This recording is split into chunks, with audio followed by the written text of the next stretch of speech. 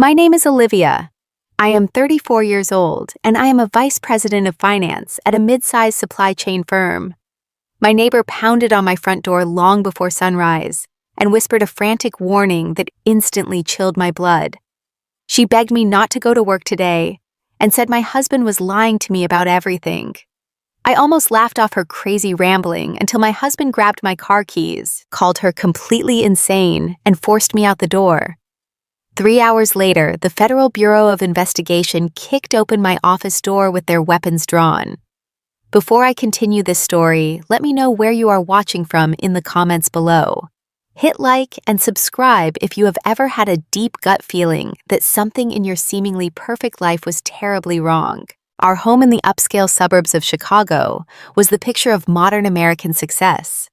It was a sprawling house with a manicured lawn, massive bay windows, and a pristine kitchen that belonged in a magazine. I was standing in that exact kitchen at 6 in the morning, listening to the quiet hum of my expensive espresso machine. The house was perfectly silent, bathed in the soft blue light of early dawn.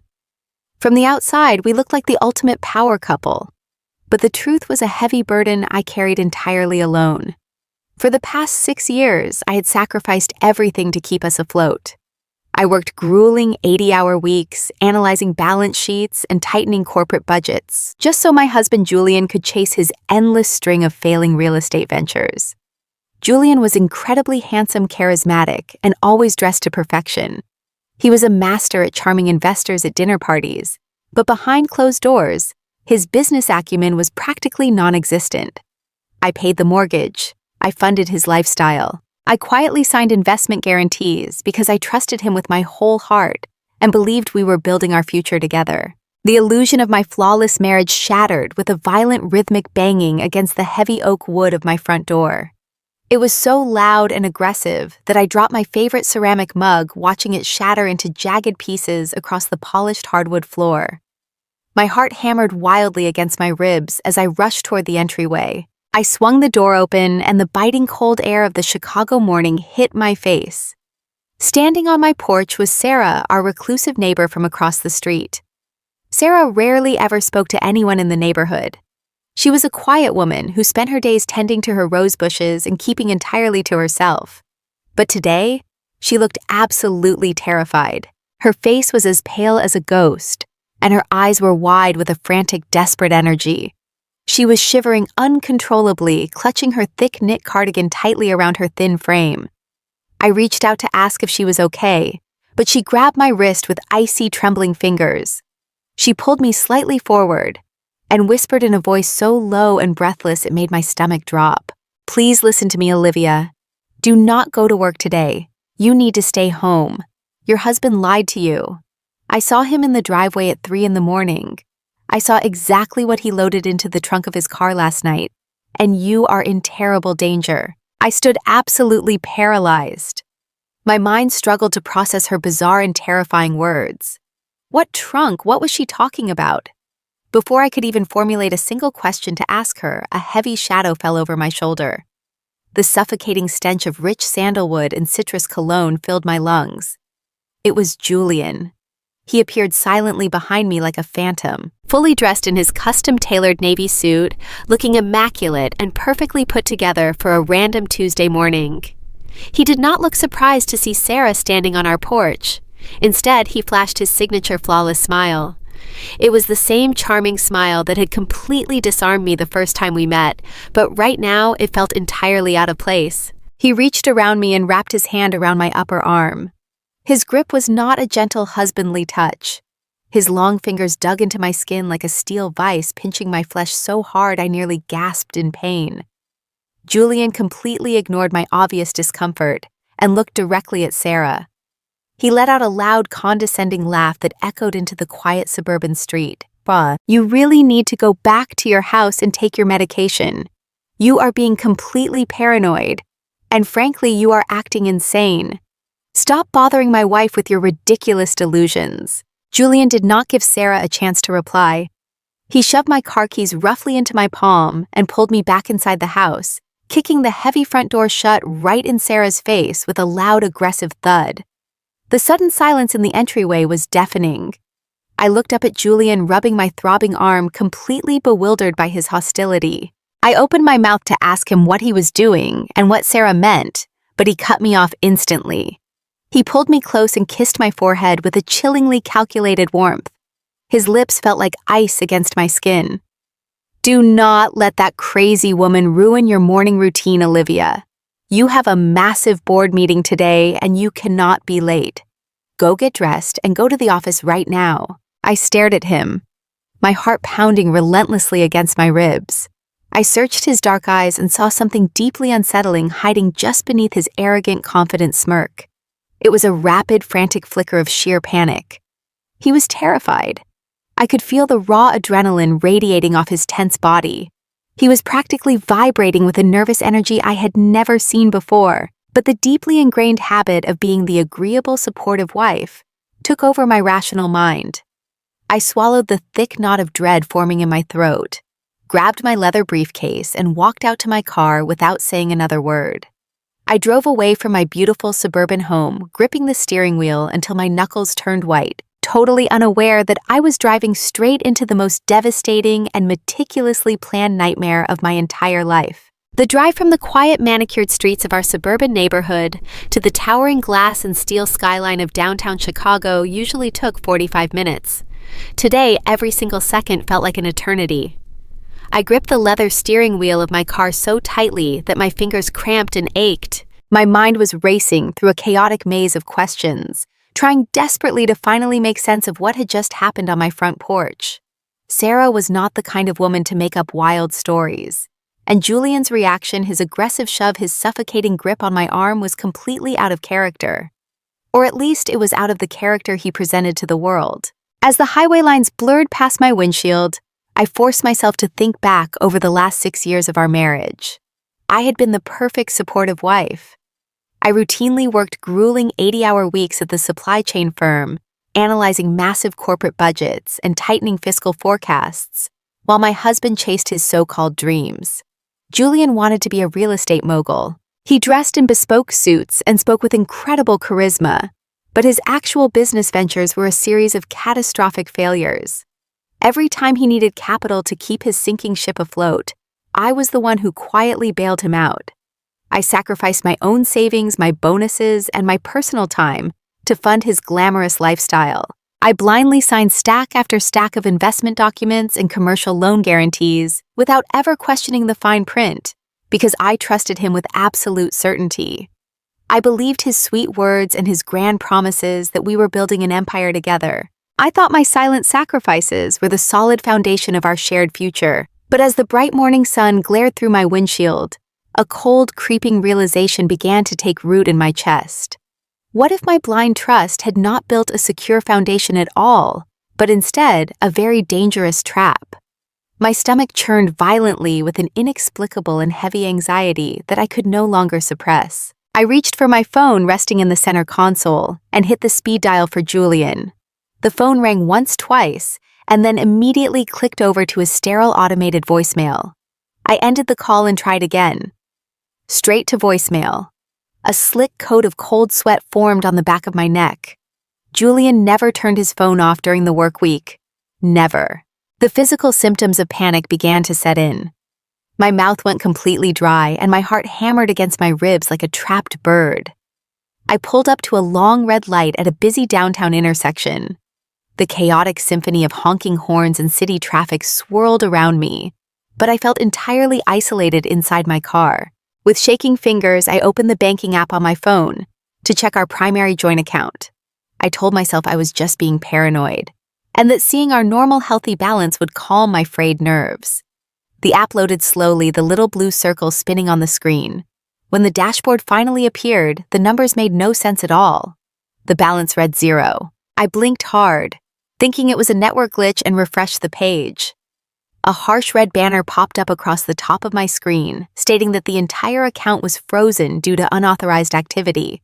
The traffic light turned green and a chorus of angry horns blared behind me, forcing me to drop the phone and hit the gas pedal. I pulled into my reserved parking spot beneath my office building, feeling as though the solid ground beneath my feet had completely vanished. I walked through the heavy revolving doors and stepped into the sleek glass-walled lobby of the corporate finance department.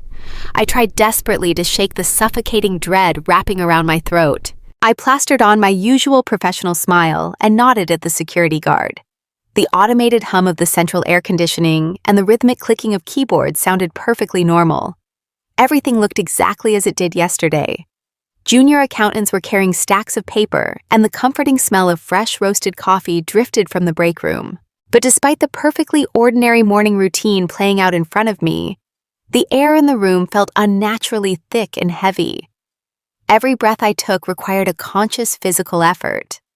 I walked down the long corridor toward my corner office, feeling an invisible weight pressing down on my shoulders.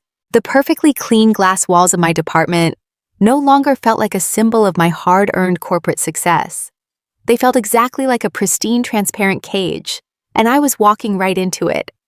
I sat behind my massive mahogany desk, trying desperately to force my brain to focus on the quarterly forecast spreadsheet glowing on my monitor.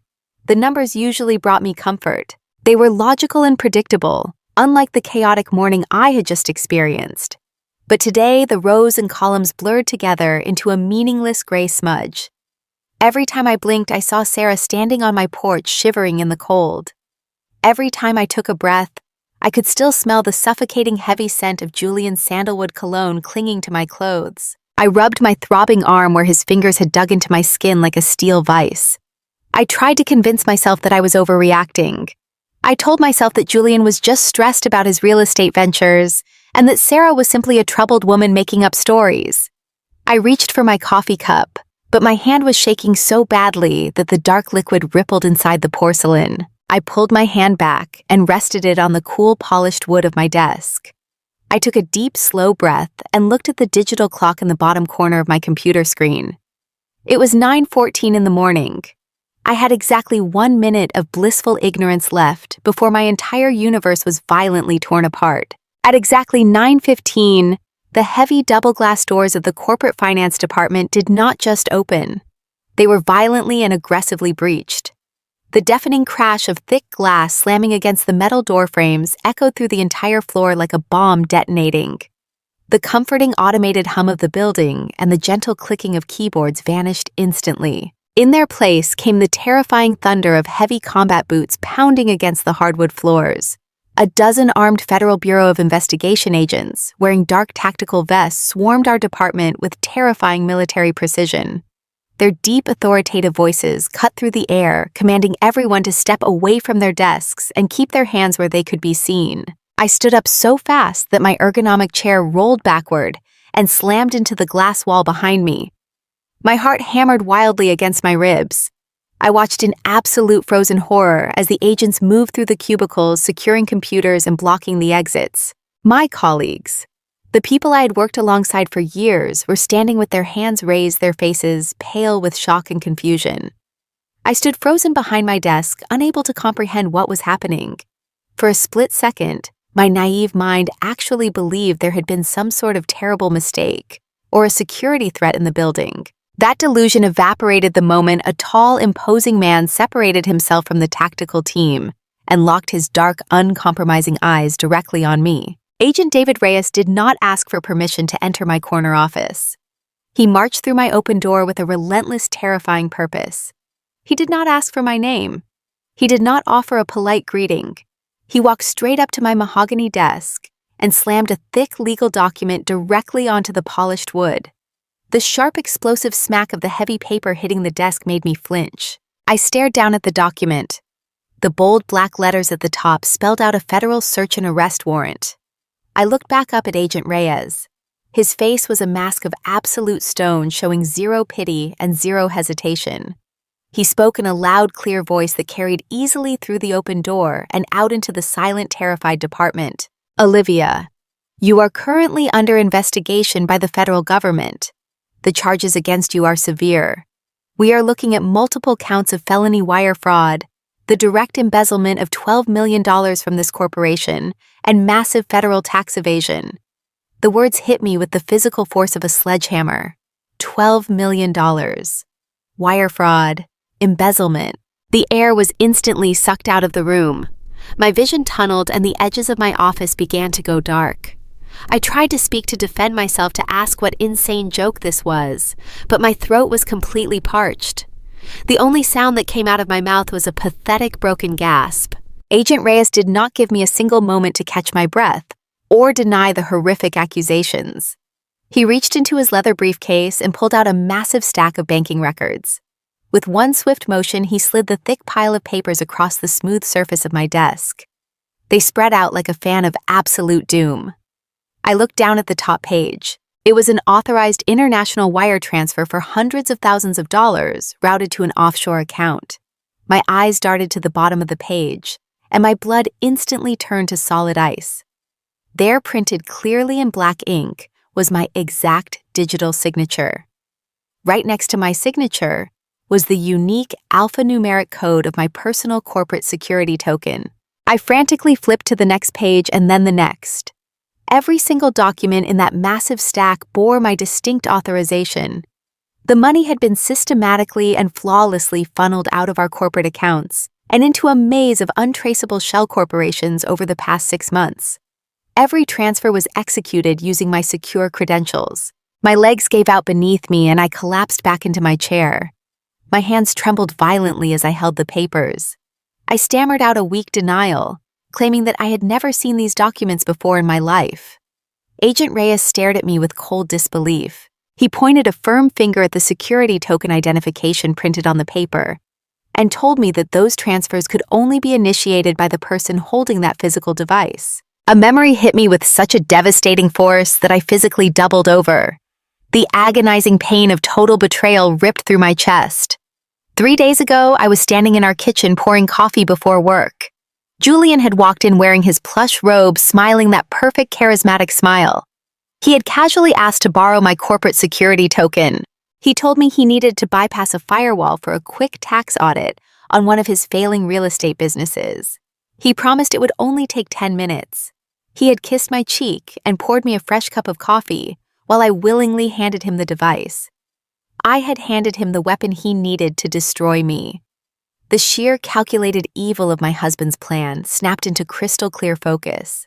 He did not just steal $12 million from my employer.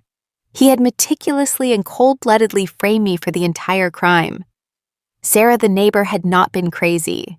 She had seen him loading his bags into his car in the middle of the night.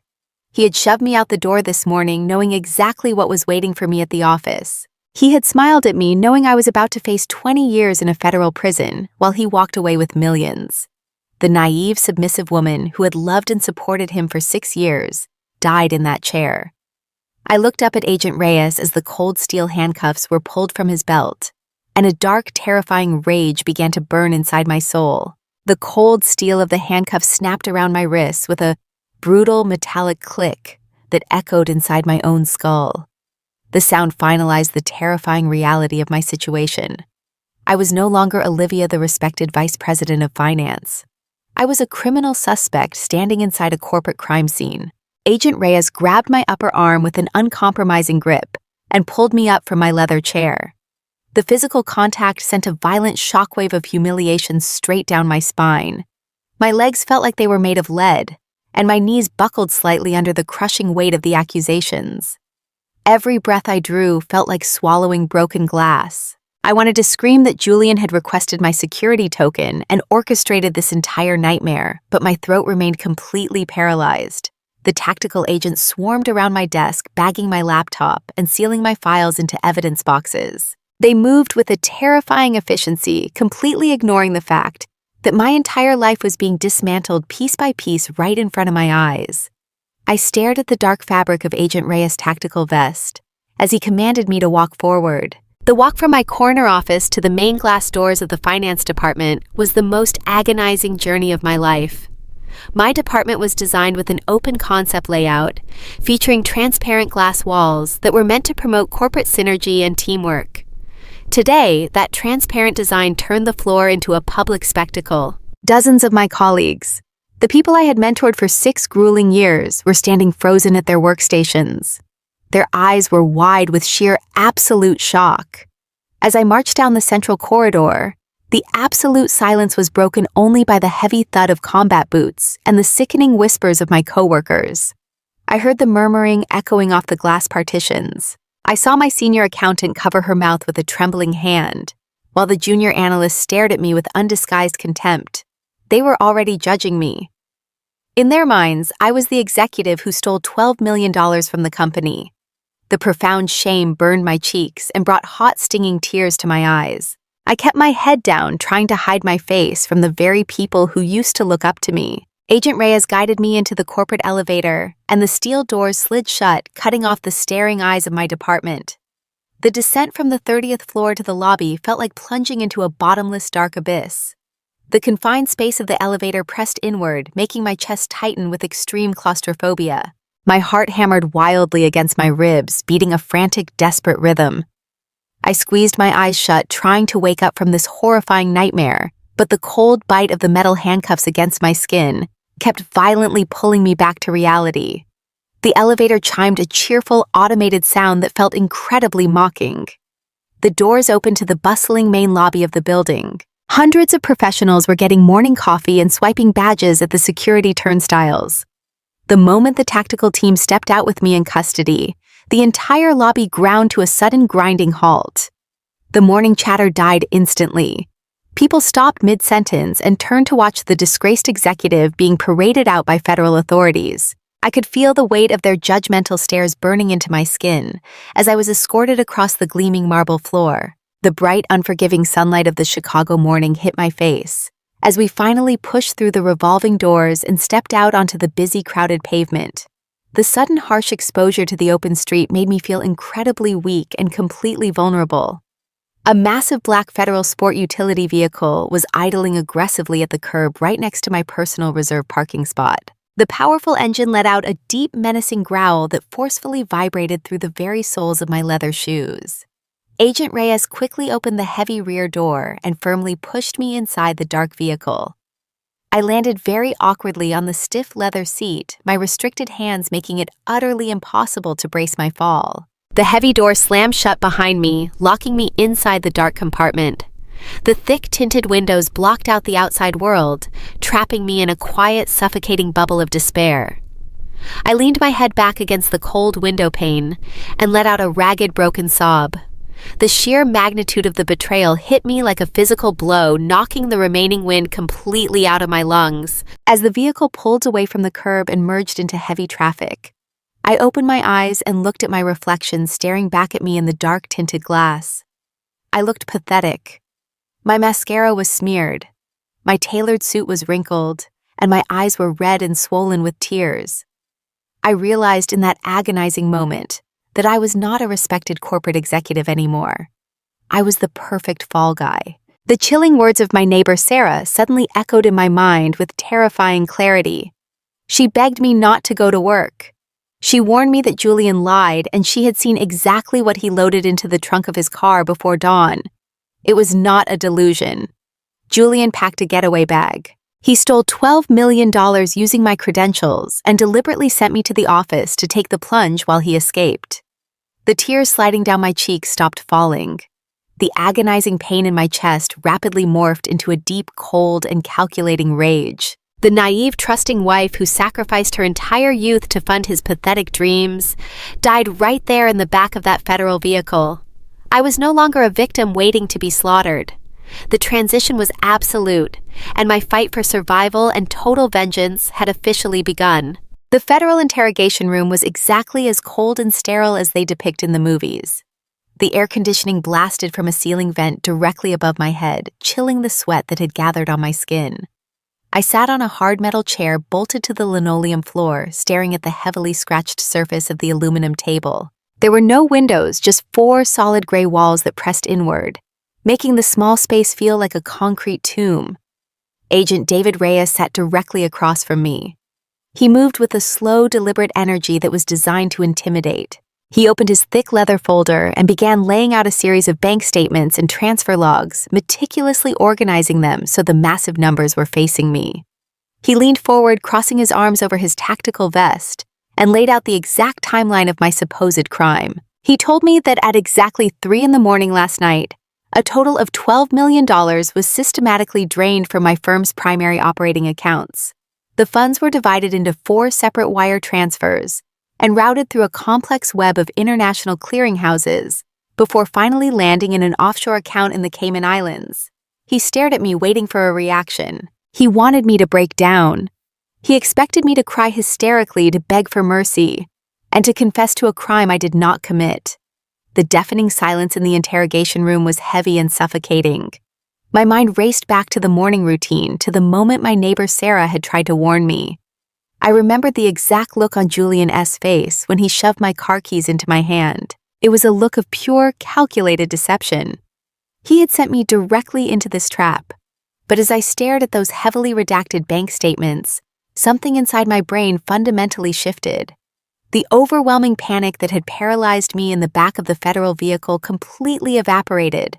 The naive, terrified wife was dead and gone. In her place, my analytical mind, the same mind that had earned me the title of Vice President of Finance, kicked into absolute high gear. I wiped a stray tear from my cheek and took a slow, steadying breath. I sat up perfectly straight, rolling my shoulders back, and looked Agent Reyes directly in his dark, uncompromising eyes. I did not raise my voice, and I did not let a single tremor of fear show in my tone. I told him that I did not execute those transfers, and that I was not going to sit in this freezing room and let him build a case on circumstantial evidence. I pointed a steady finger at the top sheet of paper and demanded to see the raw digital security logs. I wanted the exact network routing addresses and the device identifiers for every single transaction authorized at 3 a.m.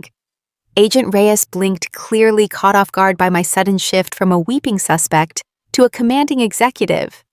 He hesitated for a fraction of a second before pulling a secondary incident report from his folder and sliding it across the metal table. I scanned the dense columns of network data. The numbers and technical jargon were my native language, and I read them with clinical precision. My eyes moved rapidly over the printed text, absorbing the digital footprints left behind by the perpetrator. I traced my finger down the page until I found the exact timestamp of the first major wire transfer. I looked at the originating network address, and a cold, victorious clarity washed over me. I pushed the paper back toward Agent Reyes and told him to look closely at the network origin. The $12 million was transferred from a residential network address located right here in the Chicago suburbs. Then I calmly instructed him to check my corporate travel itinerary from the previous night. At exactly 3 a.m, I was sitting in seat 4 on a red-eye flight returning from a mandatory corporate finance retreat in Seattle. I explained that I was 30,000 feet in the air over the Rocky Mountains, and my airline did not offer any in-flight internet connectivity. It was physically and technologically impossible for me to log on to a secure banking portal from a residential internet connection in Illinois while flying across the country without network access. The silence returned to the room, but this time it was a silence born of realization on his part. I told him that my husband Julian had requested my corporate security token 3 days ago, claiming he needed to bypass a firewall for a routine tax audit on his failing real estate business. I gave him the device because I trusted him completely with everything I had. As I spoke the words out loud, the sheer magnitude of Julian S. betrayal crashed over me like a suffocating wave of freezing water. The realization hit my chest with a brutal, agonizing force. Julian did not just steal $12 million from my employer to fund his lavish lifestyle and his secret affairs. He had meticulously and intentionally framed me for the entire federal crime. He had planned every single detail with cold-blooded precision. He deliberately waited until I was on an airplane without a digital footprint to execute the massive transfers. He used my secure credentials so the digital trail would lead federal authorities directly to my corner office. He smiled in my face, drank coffee in our beautiful kitchen, and kissed my forehead this morning, knowing full well that I was walking into an ambush. He wanted me to take the fall. He wanted me to be completely destroyed. He set me up so he could walk away completely unbothered with millions of dollars in untraceable offshore accounts, while I faced 20 grueling years in a federal penitentiary. The man I had loved, the man I had sacrificed my youth and my professional career to support, did not just want to leave me. He wanted me locked away in a concrete cage so I could never come after him, or expose his countless lies. A dark, consuming rage ignited in the pit of my stomach. It was a cold, calculated fury that burned away any remaining shred of love or loyalty I had left for my husband. My mind began to race with strategies and countermeasures, analyzing every vulnerability Julian possessed. He thought I was just an obedient homemaker who only knew how to balance domestic checkbooks. He thought his perfect smile and his arrogant charm had successfully blinded me to his true nature. But he had made a catastrophic miscalculation. He had underestimated the sharp intellect and the sheer willpower of a woman who had spent a decade mastering complex financial systems. I knew right then that I was no longer fighting to save my ruined marriage.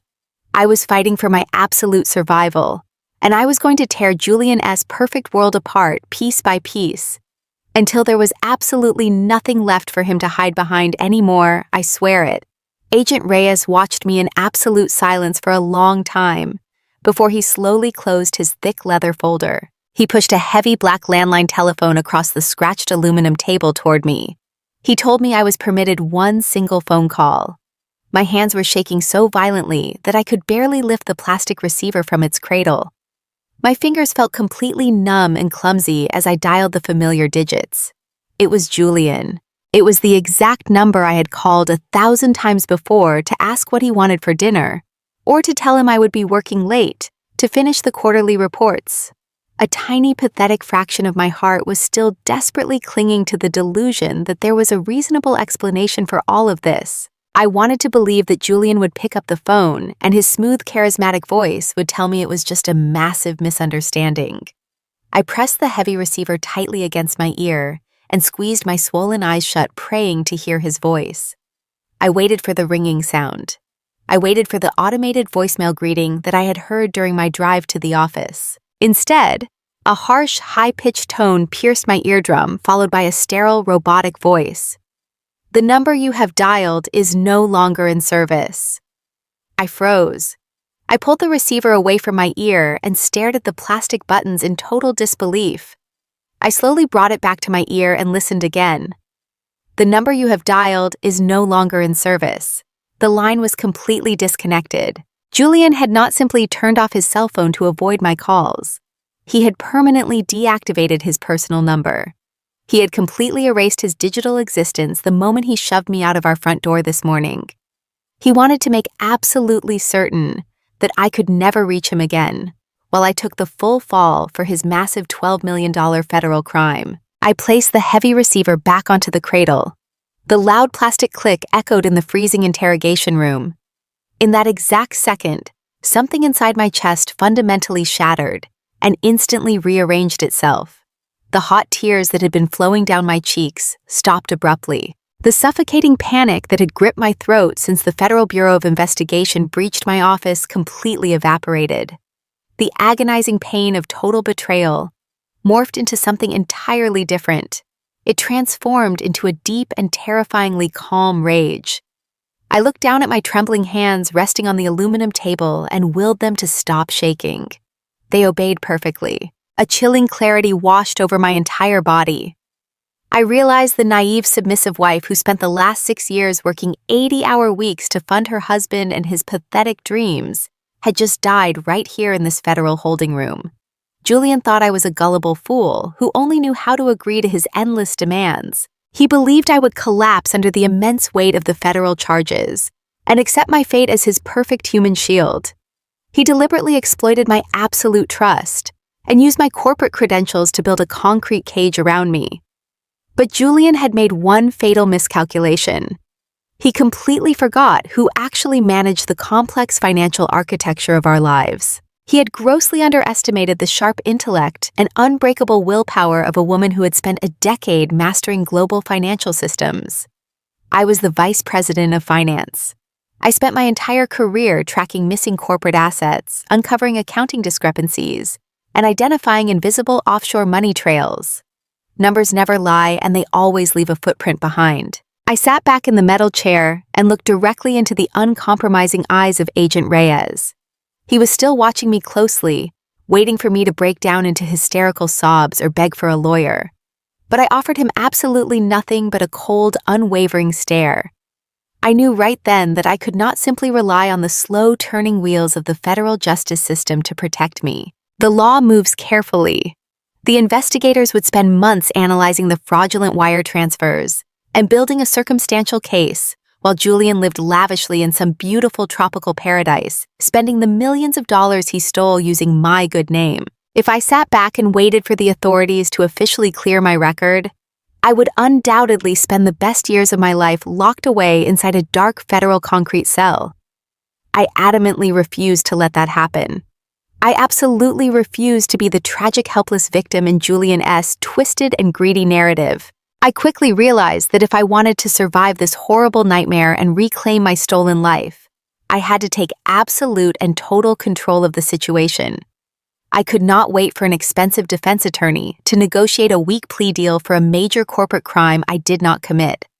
I had to aggressively hunt my treacherous husband down myself. I had to track every single digital shadow he left behind in his wake. I had to completely expose his elaborate web of lies and meticulously bring his entire world crashing down around him. I took a deep, quiet breath of the stale, conditioned air. The lingering scent of fear was entirely gone from my body. It was completely replaced by the burning metallic taste of pure, unfiltered vengeance. I was going to find the hidden offshore accounts. I was going to find the missing $12 million, and most importantly, I was going to find the cruel, arrogant man who looked me directly in the eyes and kissed my forehead while he pushed me over the edge and into the abyss. I silently promised myself in that freezing interrogation room that I would make Julian deeply regret the day he ever decided to underestimate his wife, and I would enjoy watching him lose everything. I sat alone in that freezing interrogation room for what felt like an absolute eternity. The harsh fluorescent lights buzzed overhead, casting long, terrifying shadows across the scratched aluminum table. The federal agents had left me to marinate in my own anxiety. They wanted the isolation to break my spirit. They wanted the deafening silence to grind down my resolve, until I was willing to sign a confession for a crime I did not commit. I pulled my thin suit jacket tighter around my shivering shoulders and stared at the heavy steel door. My mind was spinning a million miles an hour, calculating the massive scale of my husband's betrayal.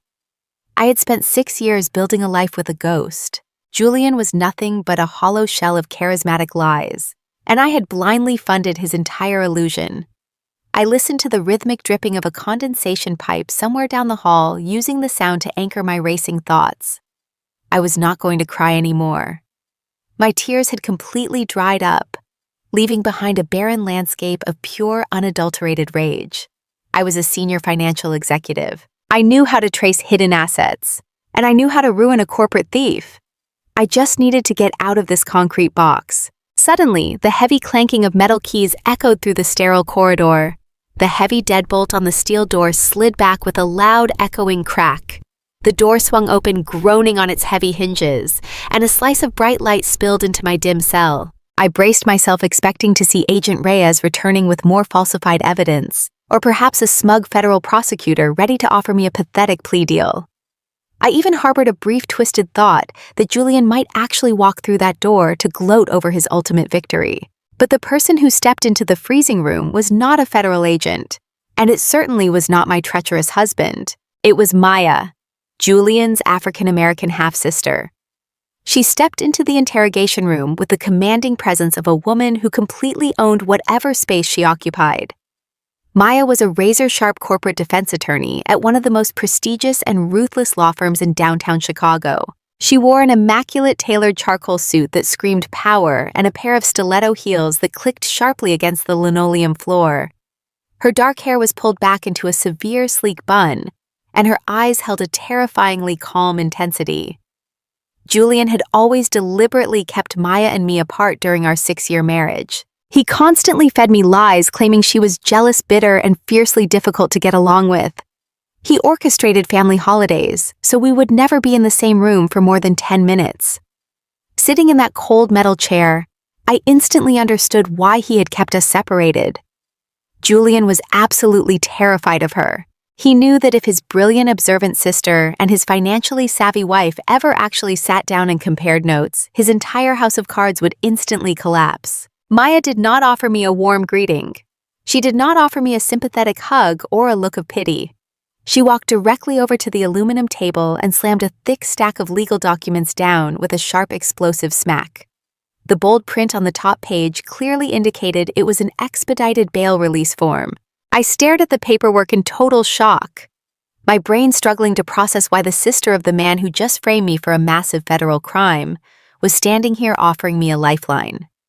Maya pulled out the metal chair opposite mine and sat down, moving with an elegant but lethal grace. She folded her hands on top of the table and leaned forward, locking her piercing dark eyes directly onto mine. She told me that she had paid my bail and that I was leaving this building with her today, but we needed to establish a few things right now. She stated flatly that her brother was an absolute monster. She called him a pathetic, manipulative parasite who drains the life out of everyone who makes the mistake of loving him. I sat frozen, listening to the raw, unfiltered truth coming from her lips. Maya did not blink as she continued her devastating assessment of her own flesh and blood. She admitted that she had always despised his charming act. She saw right through his expensive suits and his grandiose promises, while the rest of the world bought his lies. But today, he crossed a line that he would never, ever be able to walk back from. While he was busy framing me for corporate embezzlement and routing my company funds to the Cayman Islands, he also accessed their private family accounts. Maya leaned in closer, her voice dropping to a deadly whisper that sent a cold thrill of adrenaline straight down my spine. She explained that this morning, while I was being paraded out of my office in handcuffs, she received an alert from her private banker. Julian had completely liquidated their mother's generational trust fund. He drained every single penny of her life savings to pad his offshore escape accounts. He stole her money, and he framed me to take the ultimate fall. The sheer magnitude of his absolute depravity hung in the freezing air between us. He had not only sacrificed his loyal wife, he had completely destroyed his own family without a second thought. I looked at Maya and saw the exact same cold, calculating rage burning in her eyes that was currently burning in my own chest. We were no longer simply in-laws connected by a worthless man. We were two incredibly intelligent, highly motivated women who had been pushed to the absolute brink. Maya declared that she was not going to let him get away with this. She promised me that we were going to completely bury him. We were going to tear his perfect life apart, and we were going to make sure he spends the next 3 decades rotting in a federal penitentiary. But we had to move right now. I leaned forward, my financial mind instantly syncing with her legal strategy. I asked her where he was, assuming he was already sipping champagne on a private beach in the Caribbean. A dark, victorious smile curled the corner of Maya's lips. She revealed that he had not left the country yet, and her voice rang with sheer strategic triumph. She explained that Julian thinks he is the smartest man in the room, but he is actually a predictable, arrogant fool. The moment she saw the unauthorized withdrawal from her mother's trust fund, she immediately marched into a federal judge's chamber. She filed an emergency civil suit for massive financial fraud, and she pulled every legal string she possessed to instantly flag his United States passport. If Julian attempted to pass through any commercial airport customs checkpoint, he would be immediately detained by Border Patrol. I felt a massive surge of pure, glorious hope flood my veins. The trap was not completely closed around me. We actually had a chance to strike back. But Maya quickly raised a cautioning finger, bringing us back to the urgent reality of the ticking clock. She warned me that we only had a very narrow window. Her passport flag would keep him off commercial international flights, but Julian still had access to that $12 million he stole from my firm. With that kind of liquid cash, she explained he could easily bribe his way onto an untraceable private charter plane flying out of a small, unregulated regional airfield. Based on her legal experience and the time it takes to arrange a dark flight, we had exactly 48 hours before he successfully vanished into international airspace forever. He was currently hiding somewhere in the city, trying to finalize his shadow charter. I looked down at the bail release documents and then back up at Maya. The terrified, naive woman who had walked into this federal building was entirely gone. I reached for the pen resting on the table and signed my name with a bold, aggressive stroke. I pushed the papers toward Maya and stood up from the metal chair, smoothing the wrinkles out of my skirt. I told her that we have 48 hours, and my voice matched her steely determination. I knew his financial patterns, and she knew the legal loopholes. He thought he was throwing me to the wolves, but all he did was introduce me to my new best friend. I told her it was time to go hunt this bastard down. Maya stood up beside me, a fierce look of solidarity passing between us. The heavy steel door of the interrogation room was no longer a symbol of my absolute defeat. It was the starting line for our ruthless, undeniable revenge. The ride from the federal detention center back to the quiet, manicured streets of my suburban neighborhood was suffocatingly silent. Maya gripped the leather steering wheel of her sleek black sedan with white-knuckled intensity. The afternoon sun was beginning to dip behind the towering oak trees, casting long, jagged shadows across the pristine lawns and perfectly trimmed hedges. I stared out the passenger window, watching the familiar houses blur past my eyes. Just 12 hours ago, I was a respected corporate executive sipping premium coffee and planning my weekend. Now, I was a federally indicted criminal out on bail, hunting down the man I had slept next to for 6 years. The transition from a naive, trusting wife to a cold, calculating woman fighting for her very survival felt incredibly surreal. My chest no longer burned with the agonizing pain of a broken heart. That soft, pathetic organ had been completely replaced by a solid block of freezing ice. I did not feel sorrow anymore. I only felt a deep, methodical hunger for absolute destruction. The car slowed down, and Maya abruptly slammed on the brakes as we pulled up to the edge of our sprawling driveway. The heavy tires screeched against the asphalt. I looked out through the windshield, and a harsh, bitter laugh escaped my dry lips. The massive wrought iron gates that secured the entrance to our property were completely shut. But it was not just the electronic security system that was keeping us out. Wrapped tightly around the thick, black metal bars was a heavy industrial-grade steel chain secured with a massive, solid brass padlock. It was a final, deliberate, and entirely mocking gesture from Julian.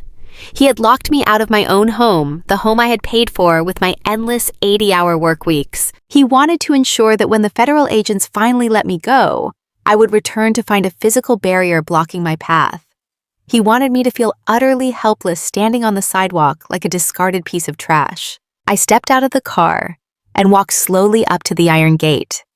I reached out and wrapped my fingers around the freezing cold metal of the padlock. The sheer arrogance of his actions sent a fresh wave of adrenaline pumping directly through my veins. Julian thought a simple brass lock would break my spirit. He thought I would sit on the curb and cry until the police arrived.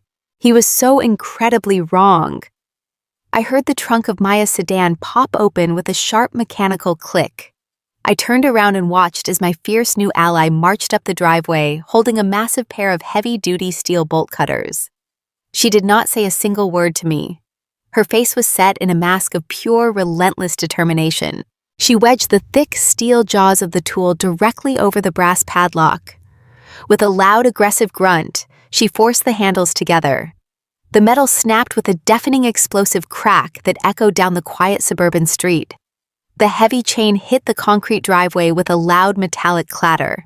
Maya kicked the broken lock aside with the pointed toe of her designer stiletto and pushed the heavy iron gates wide open. We walked up the long, winding pathway to the front porch.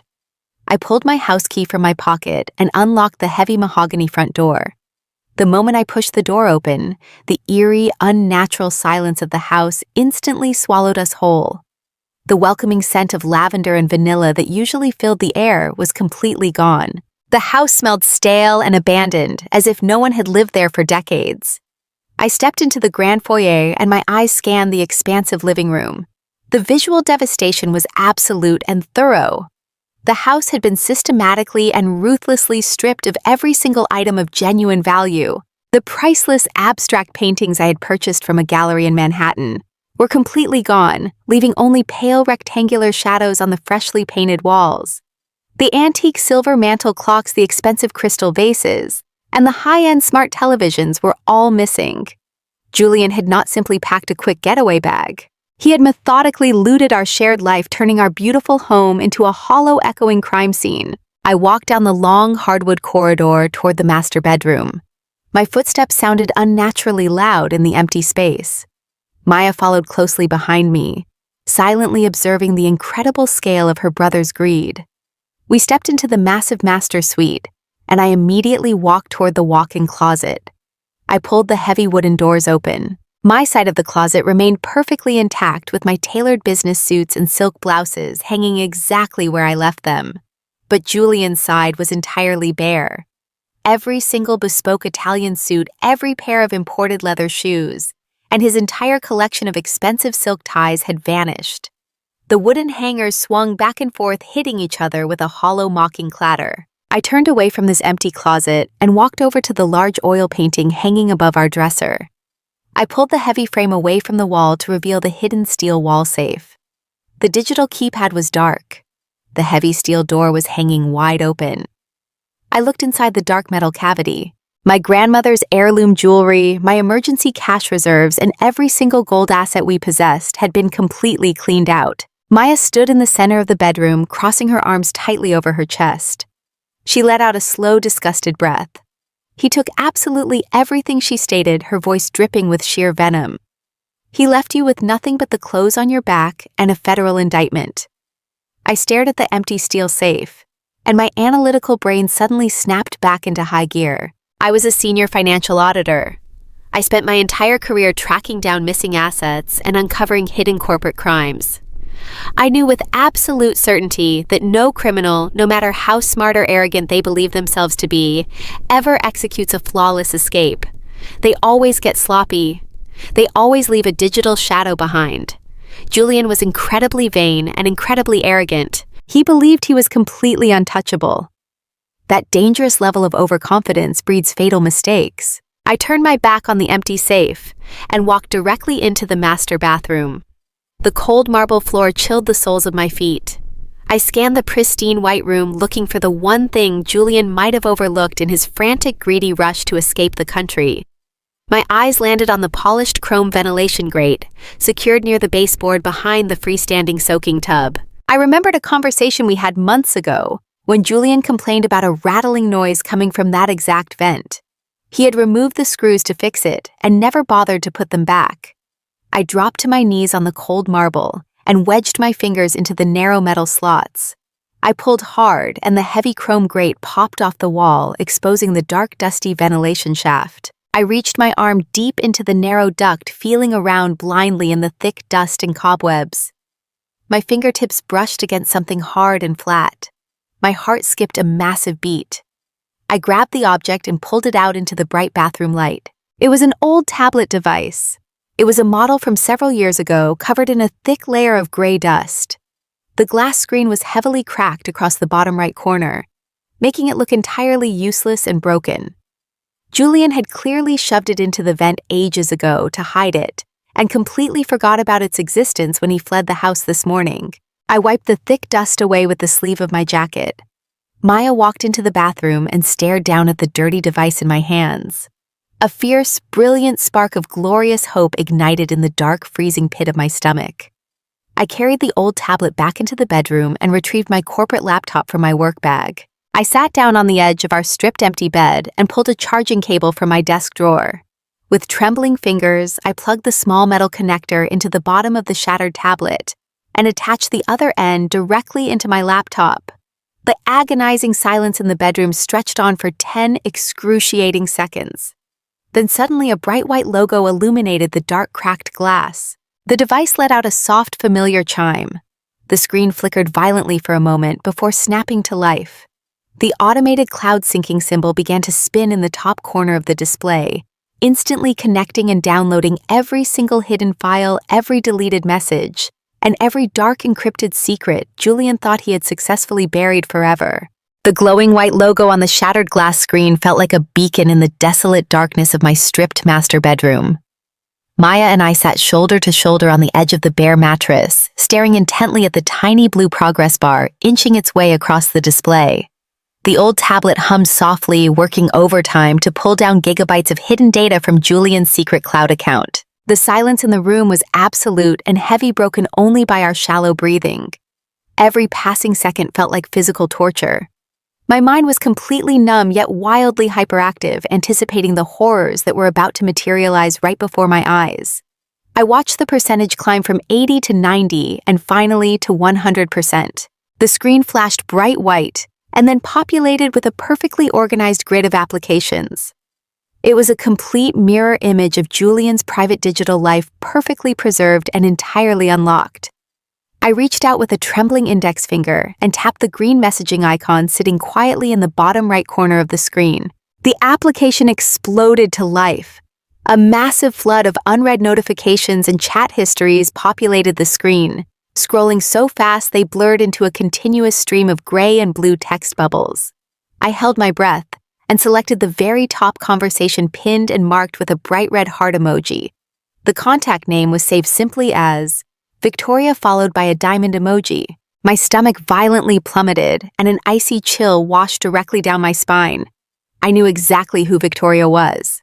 She was a notorious high society luxury real estate broker operating out of Manhattan and catering exclusively to the ultra-wealthy elite. Julian had introduced us at a pretentious corporate charity gala 6 months ago. I vividly remembered her wearing an emerald green silk dress draped in diamonds and looking at me with a sickeningly sweet smile while she shook my hand. She had complimented my sensible shoes and asked how I managed such long, tedious hours at the firm. I had thought she was just another vapid socialite. I had no idea I was shaking hands with the ruthless architect of my total destruction. I swiped my finger down the cracked glass, scrolling backward through months and months of their intense daily communications. The sheer volume of the messages was absolutely staggering. They had been texting each other dozens of times a day, while I was sitting in my corner office, analyzing financial forecasts and securing our future. I read the vile, intimate words they exchanged. They discussed their secret rendezvous, their lavish dinners, and their grand plans for a life completely funded by my stolen money. The betrayal leaped off the screen and punched me directly in the chest. My eyes scanned a block of text from exactly 3 months ago. It was sent on a Tuesday evening when I had stayed at the office until midnight to finalize a massive corporate merger. Julian had texted her complaining about his lack of liquid cash for a luxury down payment. Victoria's response was right there in sharp black text. She told him to just be patient and keep playing the devoted husband. She typed out the exact words, calling me a gullible workhorse who was too obsessed with spreadsheets to notice what was happening right under her nose. A gullible workhorse. The phrase echoed in my mind like a cruel, mocking laugh. She was exactly right. I had been a blind workhorse. I had tirelessly plowed forward carrying the entire financial weight of our marriage, while Julian lived a life of absolute leisure and deceit. I read Julian's response to her insult. He replied with a laughing emoji and agreed completely, stating that I was so desperate for a perfect marriage that I would gladly sign anything he put in front of me without ever questioning his motives. The nausea rose hot and bitter in my throat, but I forced it back down. I refused to look away. I tapped on the media folder attached to their private conversation. A gallery of high-resolution images flooded the shattered screen. My eyes locked onto a picture of Julian and Victoria sitting on the teak deck of a private luxury yacht. They were clinking crystal flutes of expensive vintage champagne against a backdrop of a brilliant orange sunset. Victoria's sleek manicured hand rested intimately on Julian's chest. Her face was pressed against his neck, wearing an expression of pure, smug victory. I swiped to the next image and my breath completely caught in my throat. It was a close-up photograph of Victoria's left hand resting on a plush velvet steering wheel. Placed prominently on her ring finger was an absolutely massive, flawless emerald-cut diamond ring. It was blindingly bright and gaudy, screaming of newly acquired illicit wealth. Below the photograph, Julian had sent a message confirming the wire transfer had cleared the high-end jeweler. The date on the message corresponded perfectly with the very first unauthorized withdrawal from my corporate finance department.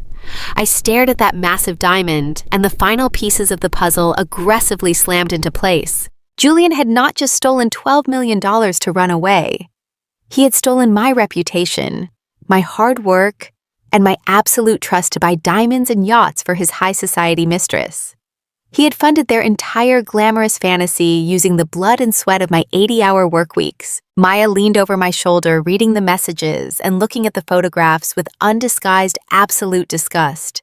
Her jaw was clenched so tightly that a prominent vein throbbed near her temple. She let out a sharp, venomous breath that ruffled my hair. "He makes me physically sick," she whispered, her voice vibrating with a terrifying, lethal anger. "He is an absolute parasite, and she is nothing but a greedy vulture feeding off his lies." Maya pointed a sharp manicured finger at the screen, urging me to scroll down to the most recent messages sent just last night. The timeline matched the exact hours I was flying blindly through the night sky, completely unaware of the ambush waiting for me on the ground. I scrolled to the very bottom of the chat history landing, on the last exchange sent at exactly 3:15 in the morning. Julian had sent a screenshot of the final offshore routing confirmation. The $12 million had officially landed in their secure Cayman Islands account. Victoria's response was the final fatal blow. It was the absolute climax of their treacherous, cowardly plot. I read the words slowly, searing them permanently into the dark, burning core of my brain. She wrote the wire is queued. As soon as the Federal Bureau of Investigation locks her up, we pop the champagne in Monaco. The wire is queued. As soon as the Federal Bureau of Investigation locks her up. The words confirmed everything with terrifying, undeniable clarity. This was never just an embezzlement scheme. It was a calculated, deliberate execution of my entire life. They wanted me to be arrested. They actively cheered for my complete destruction. They planned to celebrate my imprisonment with vintage champagne on a yacht in Monaco, while I rotted away in a freezing concrete federal cell. I stared at the screen, and the last remaining fragment of the woman I used to be completely disintegrated into fine gray ash.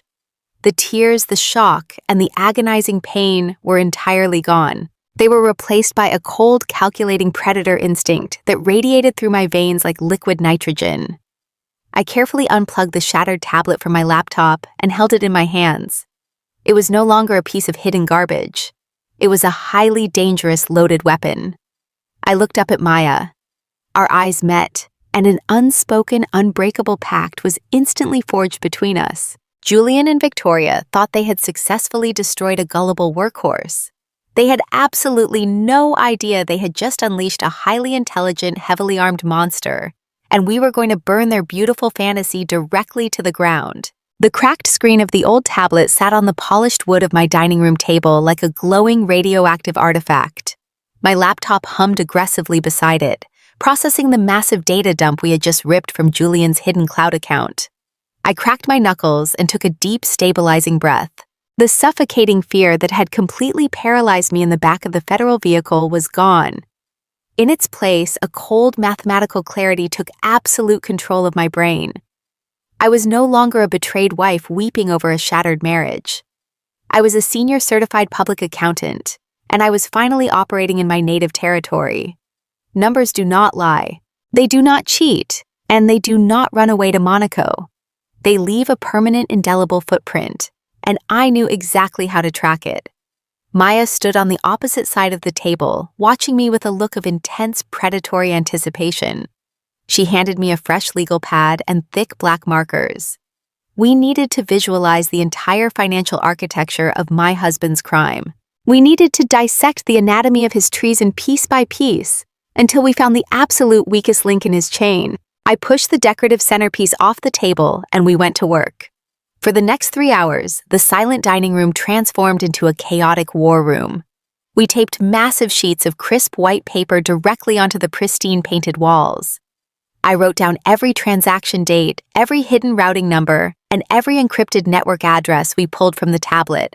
My hand flew across the paper drawing thick black arrows connecting the fraudulent domestic wire transfers to the shadowy international clearinghouses. The harsh smell of the permanent markers filled the room, masking the stale scent of the empty house. Julian thought his web of deceit was impenetrable. He thought by routing the stolen corporate funds through 7 different intermediary banks, he could wash the money and hide his tracks from federal investigators. But he fundamentally misunderstood the nature of global finance. Every time money moves, it leaves a digital receipt. I cross-referenced the exact timing of the missing $12 million from my department with the deposit alerts popping up on Victoria's private messaging app. The timeline matched with sickening perfection. We traced the main pulsing artery of the stolen cash directly to a single offshore holding entity. I typed the alphanumeric corporate identifier into a secure international business registry database I frequently used for complex overseas corporate audits. The loading icon spun on my screen for 5 agonizing seconds before the official results populated. The holding entity was a recently registered shell corporation located in the Cayman Islands. I clicked on the digital incorporation documents and scanned the executive summary. My blood turned to solid ice. The primary shareholder and the sole authorized signatory of the offshore shell company was not Julian, it was Victoria. The sheer arrogant audacity of their entire operation hit me like a physical blow to the chest. Julian had actually stolen $12 million from my employer, framed me to take a 20-year federal prison sentence, and blindly handed every single penny over to his high society mistress. He was so completely blinded by his own greedy fantasy that he put the entire stolen fortune strictly in her name. Maya stared at the glowing monitor and let out a harsh, bitter laugh.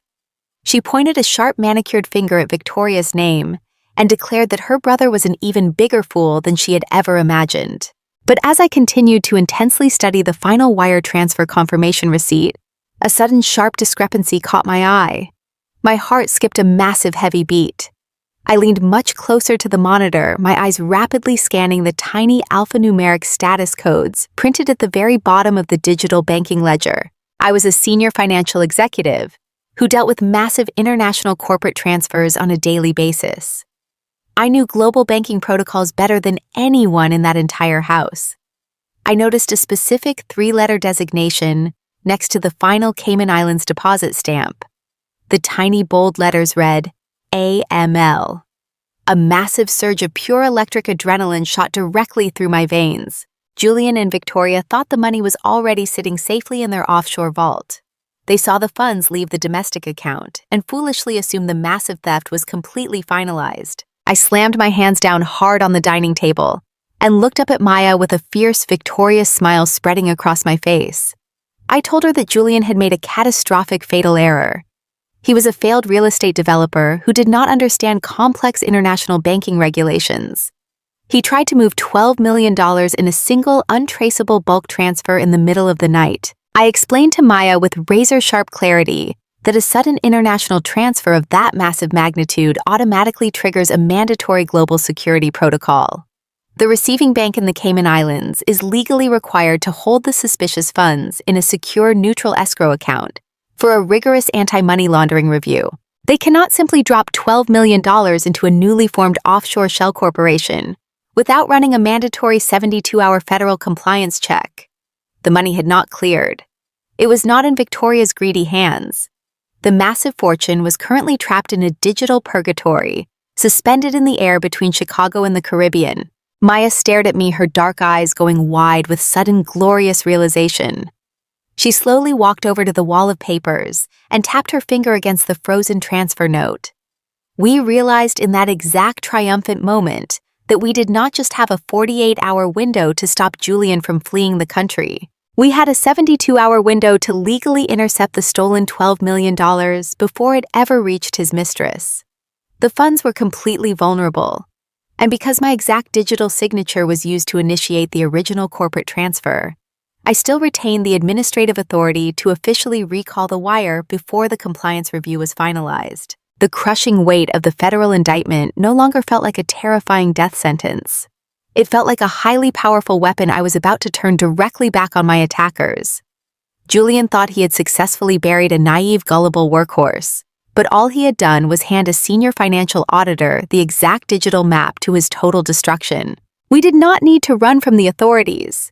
We just needed to aggressively reclaim the money trap Victoria in her own fraudulent shell company and deliver my treacherous husband directly to the federal agents on a silver platter.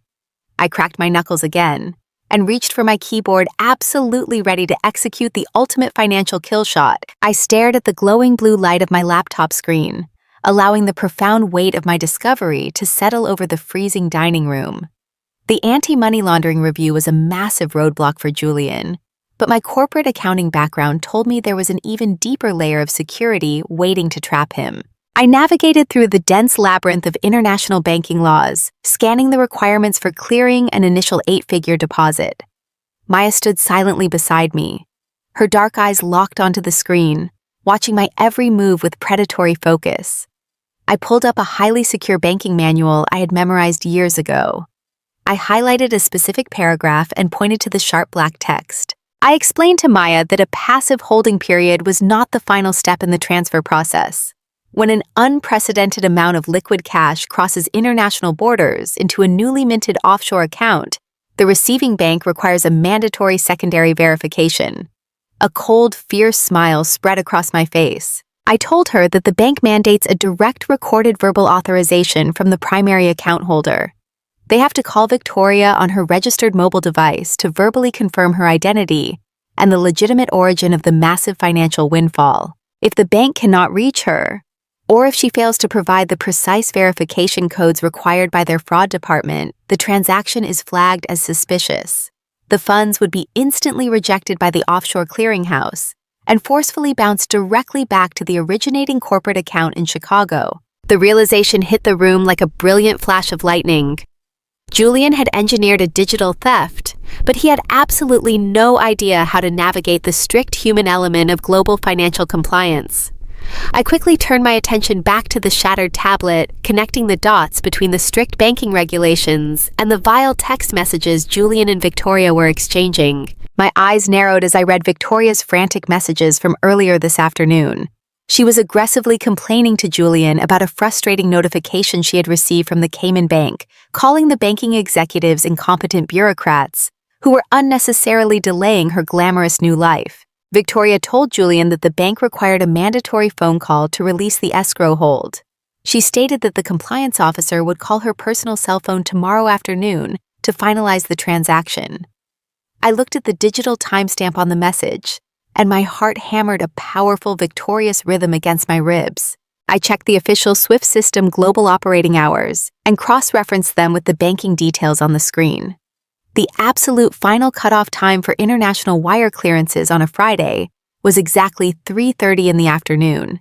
If the verbal authorization was not officially recorded and processed by that exact minute, the transfer window would permanently close for the weekend. The money would automatically revert to its original source to prevent international wire fraud. It was currently Thursday night. The thick darkness outside felt alive with sudden dangerous possibilities. I looked back at the tablet to determine exactly where my treacherous husband and his greedy mistress were currently hiding while they waited for their stolen fortune to clear. Julian had sent Victoria a digital receipt for a short-term luxury rental.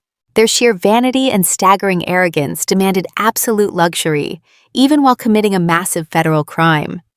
They had barricaded themselves inside a lavish high-security penthouse suite right in the heart of downtown Chicago.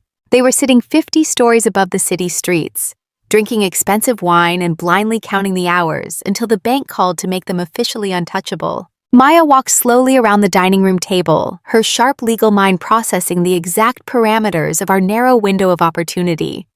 She stopped and placed her hands firmly on the back of a wooden chair, looking at me with a gaze as sharp and lethal as a drawn blade. She stated that we have less than 24 hours to ensure that phone call never happens. If Victoria answers her phone tomorrow afternoon and provides the required verbal confirmation, the $12 million disappears into the Caribbean forever, and you go to a federal prison. I stood up from my laptop and pushed the chair backward, feeling a sudden intense surge of absolute power radiating through my entire body. The naive, submissive woman who had cried in the federal interrogation room was entirely extinct. I was now a cold, calculating predator, and I had absolutely no intention of letting my prey slip through my fingers. I walked over to the wall of taped papers and picked up a thick black marker, drawing a heavy dark circle around the deadline, 3:30 in the afternoon. I told Maya that we were not going to rely on luck, and we were certainly not going to politely wait for the federal agents to figure out the complex offshore money trail. Julian had spent 6 years making me feel small. He thought he could outsmart me in the one arena I had spent my entire adult life mastering. I looked at the address of the downtown penthouse listed on the tablet screen. My voice dropped to a low, steely whisper that completely commanded the silent room. I explained our strategy with absolute ruthless precision. We needed to infiltrate that luxury penthouse tomorrow before the international banking deadline. We did not need to physically confront them or create a loud, meaningless, jealous scene. We just needed to sever their digital lifeline. We needed to ensure that when the Cayman Islands compliance officer dialed Victoria's registered mobile number at 3:00 tomorrow afternoon, the call would go unanswered. Whether we had to intercept the device jam, the cellular signal, or completely destroy the phone itself, the objective was entirely clear. If she cannot verbally authorize the transaction, the $12 million defaults. The stolen funds will instantly rebound into the frozen corporate accounts of my finance department. The federal evidence against me will completely disintegrate, and Julian will be left holding an empty bag with the Federal Bureau of Investigation breathing directly down his treacherous neck. Maya smiled a fierce, terrifying smile that perfectly mirrored my own rising adrenaline. We were no longer just a disgraced executive and a furious sister. We were an elite tactical unit preparing to deliver a fatal financial strike. I looked around the empty, stripped house that Julian had looted. He wanted me to be the perfect fall guy. He wanted me to drown in panic and despair while he sailed away with a woman who mocked my absolute loyalty. I gripped the edge of the dining room table, feeling the solid wood grounding my fierce determination. We had exactly 17 hours until the banking cutoff. 17 hours to intercept a single phone call and completely rewrite the ending of this nightmare. I closed the laptop with a sharp, decisive snap. Maya and I sat in a sticky vinyl booth tucked deep into the darkest corner of an empty 24-hour diner.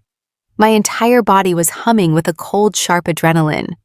We had taken a massive, calculated risk reaching out to the federal agent who had literally locked me in an interrogation room just hours ago. The little bell above the diner door chimed sharply. Agent Reyes walked in, shaking the heavy rain from his dark trench coat. He scanned the empty restaurant, his sharp eyes instantly locking onto our secluded booth. He walked over slowly, his face a perfectly blank mask of professional suspicion. He stood over the table telling us that this unofficial meeting better be worth risking his federal badge, threatening to drag me right back to a concrete holding cell if this was a legal game. I did not flinch. I did not offer him a polite smile or a desperate plea for mercy. I simply reached into my leather briefcase and pulled out a thick manila folder. I dropped it directly onto the scratched Formica table and slid it slowly across the surface until it touched his hand. I told him to sit down and read the documents before he made any more empty threats. Reyes slowly slid into the booth opposite us, opening the folder with deliberate caution. Inside were the meticulously printed transcripts from Julian's hidden cloud account, perfectly decoded and cross-referenced.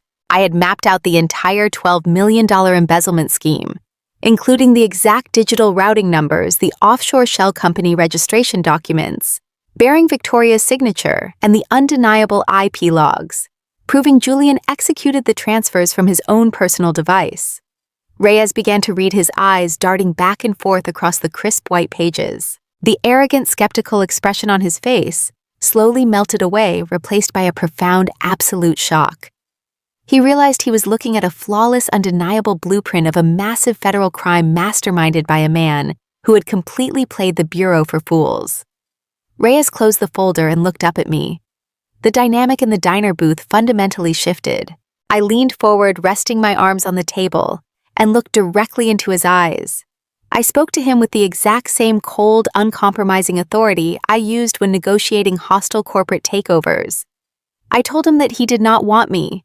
I told him that I was just the convenient fall guy, a gullible workhorse set up to take the blame, while the real criminals escaped. I explained that if he arrested me, the prosecution would spend years fighting my defense team in court, while the real mastermind successfully vanished into the Caribbean. I told him he wanted Julian, and he wanted that money recovered before the digital trail went entirely cold. Reyes remained silent, waiting for me to finish my pitch. I laid out the absolute critical flaw in Julian's flawless escape plan. I explained the strict anti-money laundering laws governing the Cayman Islands banking system. I told him that the $12 million was currently frozen in a digital escrow account, waiting for a mandatory verbal authorization from Victoria. She was scheduled to receive that verification phone call at exactly 3:00 tomorrow afternoon.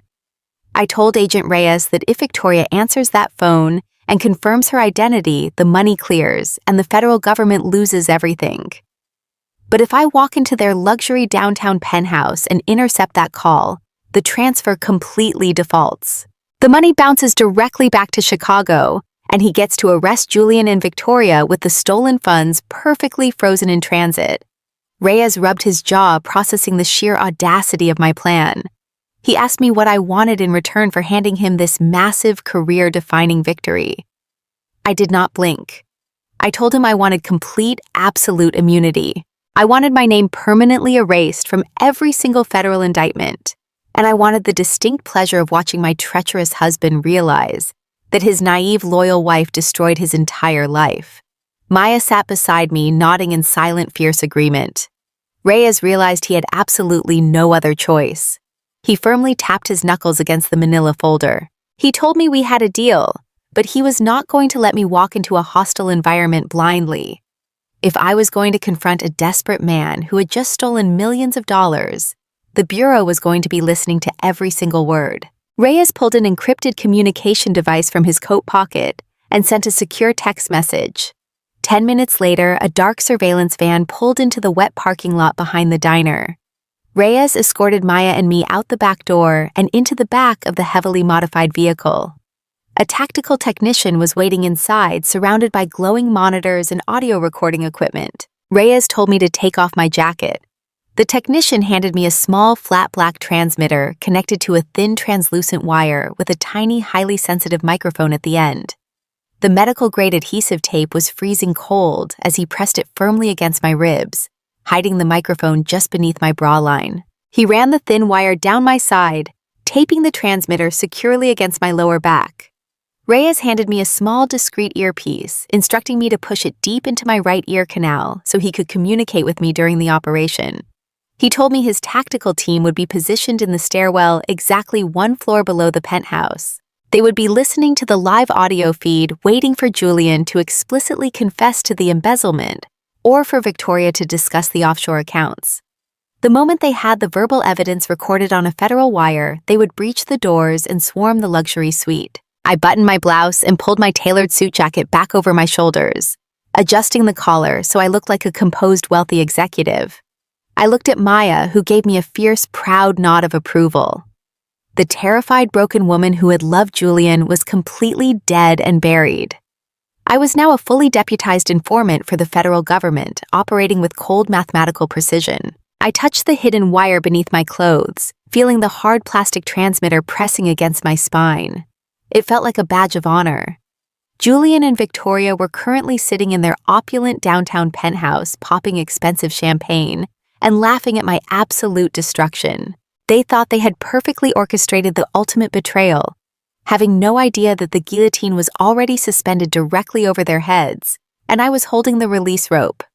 We stepped out of the dark surveillance van into the freezing Chicago rain, ready to completely crash their pathetic victory celebration and burn their entire stolen kingdom to the ground. The blinding midday sun reflected fiercely off the gilded revolving doors of the downtown Ritz-Carlton Hotel. It was a beautiful, crisp Friday afternoon, and the air in the city felt thick and suffocating, but my own veins were running with pure liquid nitrogen. Victoria was currently hosting her highly publicized annual high society charity luncheon in the grand ballroom on the 2nd floor. It was the absolute perfect alibi for a woman who was actively trying to steal $12 million from my corporate finance department. She was hiding in plain sight, surrounding herself with the ultra-wealthy elite of Chicago, while masquerading as a generous, compassionate philanthropist. The supreme irony of hosting a charity gala while eagerly waiting for an offshore shell company to clear millions in stolen corporate funds was entirely sickening. Julian and Victoria were undoubtedly using this lavish event to quietly celebrate their newly acquired wealth, surrounded by hundreds of witnesses who had absolutely no idea they were rubbing elbows with federal criminals. They thought they had brilliantly insulated themselves from any possible suspicion or law enforcement scrutiny. They truly believed that while I was sitting in a freezing federal holding cell, crying over my ruined life and facing 20 years in prison, they could simply sip premium champagne and play the roles of untouchable socialites. They were banking on the arrogant assumption that a disgraced, desperate wife would never dare to show her face at the most exclusive event of the season. They grossly underestimated exactly who they were dealing with, and the lengths I would go to reclaim my stolen life. I stood across the busy street watching the endless parade of black town cars and stretch limousines, drop off women wrapped in designer silk and men in custom-tailored suits. I did not belong with them, and I had absolutely no intention of walking through the front door like a common invited guest. I bypassed the heavily guarded main entrance and walked briskly down the narrow, damp alleyway leading directly to the hotel loading dock. My years as a senior corporate executive had taught me exactly how luxury hotels operate during massive catered events. The service corridors are always chaotic, and the temporary catering staff are entirely too busy carrying heavy silver trays to question someone who walks with absolute authority. I slip through the heavy metal service doors right behind a vendor delivering massive, elaborate floral arrangements. The harsh fluorescent lights of the service corridor buzz loudly above my head as I navigated the concrete labyrinth twisting through the bowels of the building. I found an empty staff locker room and stepped inside, locking the heavy wooden door securely behind me. I shed the damp, wrinkled trench coat I had been wearing since my release from federal custody. It was time to completely discard the pathetic submissive victim persona Julian had meticulously designed for me. I pulled a sharp, exquisitely tailored crimson suit from my protective garment bag. It was the exact suit I wore when I successfully negotiated my firm out of a massive hostile corporate takeover 2 years ago. The deep, rich red fabric fit me like a perfect suit of impenetrable armor. I slipped my arms into the structured blazer, feeling the reassuring pressure of the hidden federal audio wire securely taped tightly against my ribs. The cold plastic transmitter rested heavy against the base of my spine, serving as a constant thrilling reminder of the massive trap I was currently carrying into the room. I adjusted the tiny, discreet earpiece hidden deep inside my right ear canal, waiting for the soft, static click that confirmed the connection. Agent Reyes spoke softly into my ear, telling me that his tactical team was holding steady in the emergency stairwell just 1 floor below the grand ballroom. He reminded me to keep them talking to secure the verbal confession on tape, and to absolutely not blow my cover until the trap was perfectly set. I tapped the hidden microphone twice through my jacket to signal my compliance. I fastened the gold buttons of my blazer, stepped into a pair of razor-sharp black stiletto heels, and looked directly at my reflection in the locker room mirror. I did not look like a defeated, terrified woman out on federal bail. I radiated the absolute, uncompromising energy of a chief executive officer walking into a deadly war room. I pushed the locker room door open and walked purposefully toward the grand ballroom. The heavy double doors leading into the main event space were propped wide open by catering staff rushing in and out with appetizers. I stepped out of the shadows of the service corridor and directly into the dazzling, blinding light of the Ritz-Carlton ballroom. The vast room was a sea of glittering crystal chandeliers, towering white floral centerpieces, and tables draped in heavy imported linens. The loud, chaotic hum of privileged conversations and clinking silverware washed over me. The sickeningly sweet stench of expensive floral perfumes mixed with the sharp metallic scent of adrenaline radiating from my own skin. But my hands did not shake, and my breathing remained incredibly slow and completely controlled. I moved through the densely packed room like a silent ghost, blending seamlessly into the massive crowd of wealthy donors and powerful real estate moguls. My eyes scanned the room, dissecting the luxurious space with cold, tactical precision. It only took me 45 seconds to locate my targets. They were positioned exactly where I expected them to be, holding court in a raised VIP alcove, near the massive floor-to-ceiling windows overlooking the city skyline. Julian and Victoria were seated together on a plush velvet sofa, surrounded by a small group of fawning admirers and business associates. I stopped walking and stood perfectly still behind a large marble pillar, allowing the shadows to conceal my bright crimson suit. I watched them intensely, memorizing every single detail of their disgusting, arrogant display. Julian was wearing a brand new bespoke navy suit that undoubtedly cost more than a luxury car. He was leaning back against the velvet cushions with a posture of absolute lazy entitlement, holding a crystal flute of expensive vintage champagne. He threw his head back and laughed loudly at something a guest said, flashing that charismatic, perfect smile that had completely fooled me for 6 long years. Victoria sat pressed tightly against his side, wearing an emerald green designer dress that clung perfectly to her thin frame. She was actively flaunting the massive, flawless diamond ring on her left hand, making large theatrical gestures so the brilliant stone would constantly catch the light from the overhead chandeliers. They looked entirely relaxed and utterly victorious. They were living their ultimate glorious fantasy, completely blind to the reality crashing down around them. They had absolutely no idea that the $12 million they were currently celebrating was entirely frozen in an offshore escrow account, waiting for a simple phone call that would never happen. They had no idea that a team of heavily armed federal agents was currently monitoring their exact location, waiting for the perfect moment to breach the doors and end their pathetic charade. And most importantly, they had absolutely no idea that the gullible workhorse they had so casually discarded was currently standing less than 30 feet away, wearing a hidden wire and preparing to deliver the final fatal blow. I glanced down at my gold wristwatch, noting the time. It was exactly 2:45 in the afternoon. We had exactly 45 minutes until the international banking deadline permanently closed the transfer window. The timing was absolutely flawless. I stared at my treacherous husband as he lifted his champagne flute to his lips, whispering something intimate into Victoria's ear. A cold, merciless smile spread slowly across my face. I stepped out from behind the massive marble pillar, leaving the safety of the shadows entirely behind me. My sharp stiletto heels clicked rhythmically against the polished hardwood floor as I began walking directly toward the VIP alcove. I was no longer a victim hiding in the dark waiting to be slaughtered. I was absolute undeniable karma, and I was walking straight toward them. The heavy crystal chandeliers hanging from the soaring ceiling of the Ritz-Carlton Grand Ballroom cast a blinding golden light over the sea of wealthy socialites and powerful corporate executives.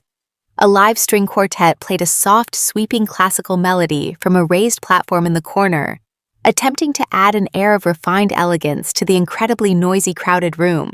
I walked slowly and deliberately across the plush-patterned carpet, weaving my way through the dense maze of circular dining tables covered in imported white linen and massive towering floral centerpieces. The suffocating scent of roasted duck, expensive truffle oil, and heavy designer perfumes washed over me in thick, nauseating waves. The oblivious guests completely ignored me as they continued their superficial conversations, sipping premium champagne and showing off their newly acquired wealth. I did not look like a defeated, terrified woman who had just been dragged out of a federal holding cell on a massive bail bond. I radiated an absolute, uncompromising aura of pure authority. My sharply tailored crimson suit acted as a flawless suit of impenetrable armor, completely shielding the raw, burning vengeance pulsing through my veins. Every single step I took felt perfectly grounded and incredibly powerful. I could feel the cold, hard plastic of the hidden federal audio transmitter pressing securely against the base of my spine. The tiny, highly sensitive microphone taped tightly against my ribs captured the rhythmic thudding of my heart. I was a walking trap, and the prey was entirely unaware of my presence. It took me less than 60 seconds to locate my targets amidst the chaotic, glittering crowd. They had positioned themselves exactly where I expected them to be holding court, in an exclusive velvet-roped VIP alcove situated near the massive floor-to-ceiling windows that overlooked the sprawling city skyline. Julian and Victoria were lounging together on a plush semicircular velvet sofa, looking like absolute royalty.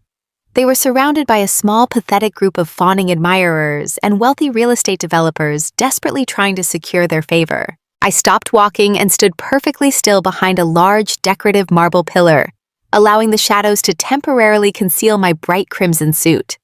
I watched them intensely dissecting every single detail of their disgusting, arrogant display. Julian wore a brand new bespoke navy suit that undoubtedly cost more than a luxury vehicle. He leaned back against the plush cushions with a posture of absolute lazy entitlement, holding a crystal flute of vintage champagne in his right hand. He threw his head back and laughed loudly at a joke someone made, flashing that charming, perfectly practiced smile that had completely fooled me for 6 long years. Victoria sat pressed intimately against his side, wearing a daring emerald green silk dress that clung tightly to her thin frame. She was actively flaunting the massive, flawless diamond ring on her left hand, making large, theatrical gestures so the brilliant stone would constantly catch the light from the overhead chandeliers and blind everyone in her immediate vicinity. They looked entirely relaxed and utterly victorious. They were actively celebrating their brilliant master plan, completely blind to the massive legal avalanche suspended directly over their heads. I took a slow, deep breath, feeling the cold, metallic taste of absolute justice settling onto my tongue. I stepped out from behind the massive marble pillar and began walking directly toward the VIP alcove. My sharp stiletto heels clicked rhythmically against the polished hardwood border of the room, cutting through the ambient noise like the ticking of a lethal clock. Julian was mid-laugh, bringing his crystal flute to his lips, when his eyes lazily drifted across the ballroom floor and locked directly onto mine. The transformation was absolutely instantaneous and entirely spectacular. The charming smile violently died on his face. The blood completely vanished from his cheeks, turning his normally tanned skin a sickly shade of ash white. He froze entirely paralyzed by sheer, unadulterated terror. The champagne flute in his hand trembled so violently that golden liquid sloshed over the crystal rim and spilled directly onto his expensive navy trousers. Victoria instantly noticed his sudden rigid panic. She followed his terrified gaze, and her dark eyes widened in absolute shock as she recognized me from the photographs Julian must have shown her. Her smug victory smile instantly contorted into an ugly twisted mask of sheer outrage. She absolutely could not fathom how the gullible workhorse they had successfully framed was currently walking freely through her exclusive high society gala. Victoria immediately raised her manicured hand, opening her mouth to shout for the hotel security guards stationed near the ballroom entrance. Before Victoria could even utter a single frantic syllable, Maya stepped flawlessly out from behind my shoulder, moving with the silent, lethal grace of a striking viper. Maya completely blocked the narrow velvet-roped exit of the alcove towering over the seated couple. She leaned down and locked her dark, merciless eyes directly onto Victoria. Maya casually mentioned her status as a senior corporate defense attorney and promised Victoria a massive barrage of federal obstruction charges and immediate public humiliation if she made even a whisper for security. Victoria completely froze her hand, hovering uselessly in the air. The heavy diamond ring on her finger suddenly looked incredibly cheap and entirely pathetic. The small group of admirers surrounding them sensed the sudden drop in temperature and quickly scattered, fleeing the alcove and leaving Julian and Victoria completely isolated with us. I stepped directly into the intimate space between the velvet sofas. The thick, suffocating scent of Victoria's heavy floral perfume violently assaulted my senses. But I did not flinch. I stood perfectly straight, looking down at the man who had traded our marriage for a stolen fortune. Julian stared up at me, his mouth opening and closing silently as he desperately searched for the terrified, weeping victim he had left behind to take the fall for his massive corporate crimes. He found absolutely nothing but cold, calculating ice in my eyes. I did not raise my voice. I did not scream, cry, or cause a meaningless, jealous public scene. I spoke in a terrifyingly calm, perfectly level tone that sliced right through the loud ambient noise of the charity luncheon. I asked him if he was enjoying the vintage champagne. I tilted my head slightly, keeping my voice remarkably steady, and told him I sincerely hoped it tasted exactly like $12 million. The specific dollar amount hit Julian like a physical punch to the chest. He flinched, his eyes darting frantically around the crowded ballroom, checking to see if any of his wealthy investors or high society friends had heard my brutal accusation. When he realized the loud string quartet was easily drowning out our private conversation, his survival instincts aggressively kicked in. The initial shock of seeing me completely washed away and was rapidly replaced by his toxic, overwhelming narcissism. Julian looked up and down at my crimson suit and let out a harsh, arrogant breath, assuming I was simply a desperate, ruined woman out on bail, attempting a pathetic final bluff. He genuinely believed that he held all the winning cards, and that I was utterly powerless. He thought the federal agents had my passport, and my digital fingerprints were permanently glued to the fraudulent wire transfers. His immense ego took total control, overriding any shred of cautious logic.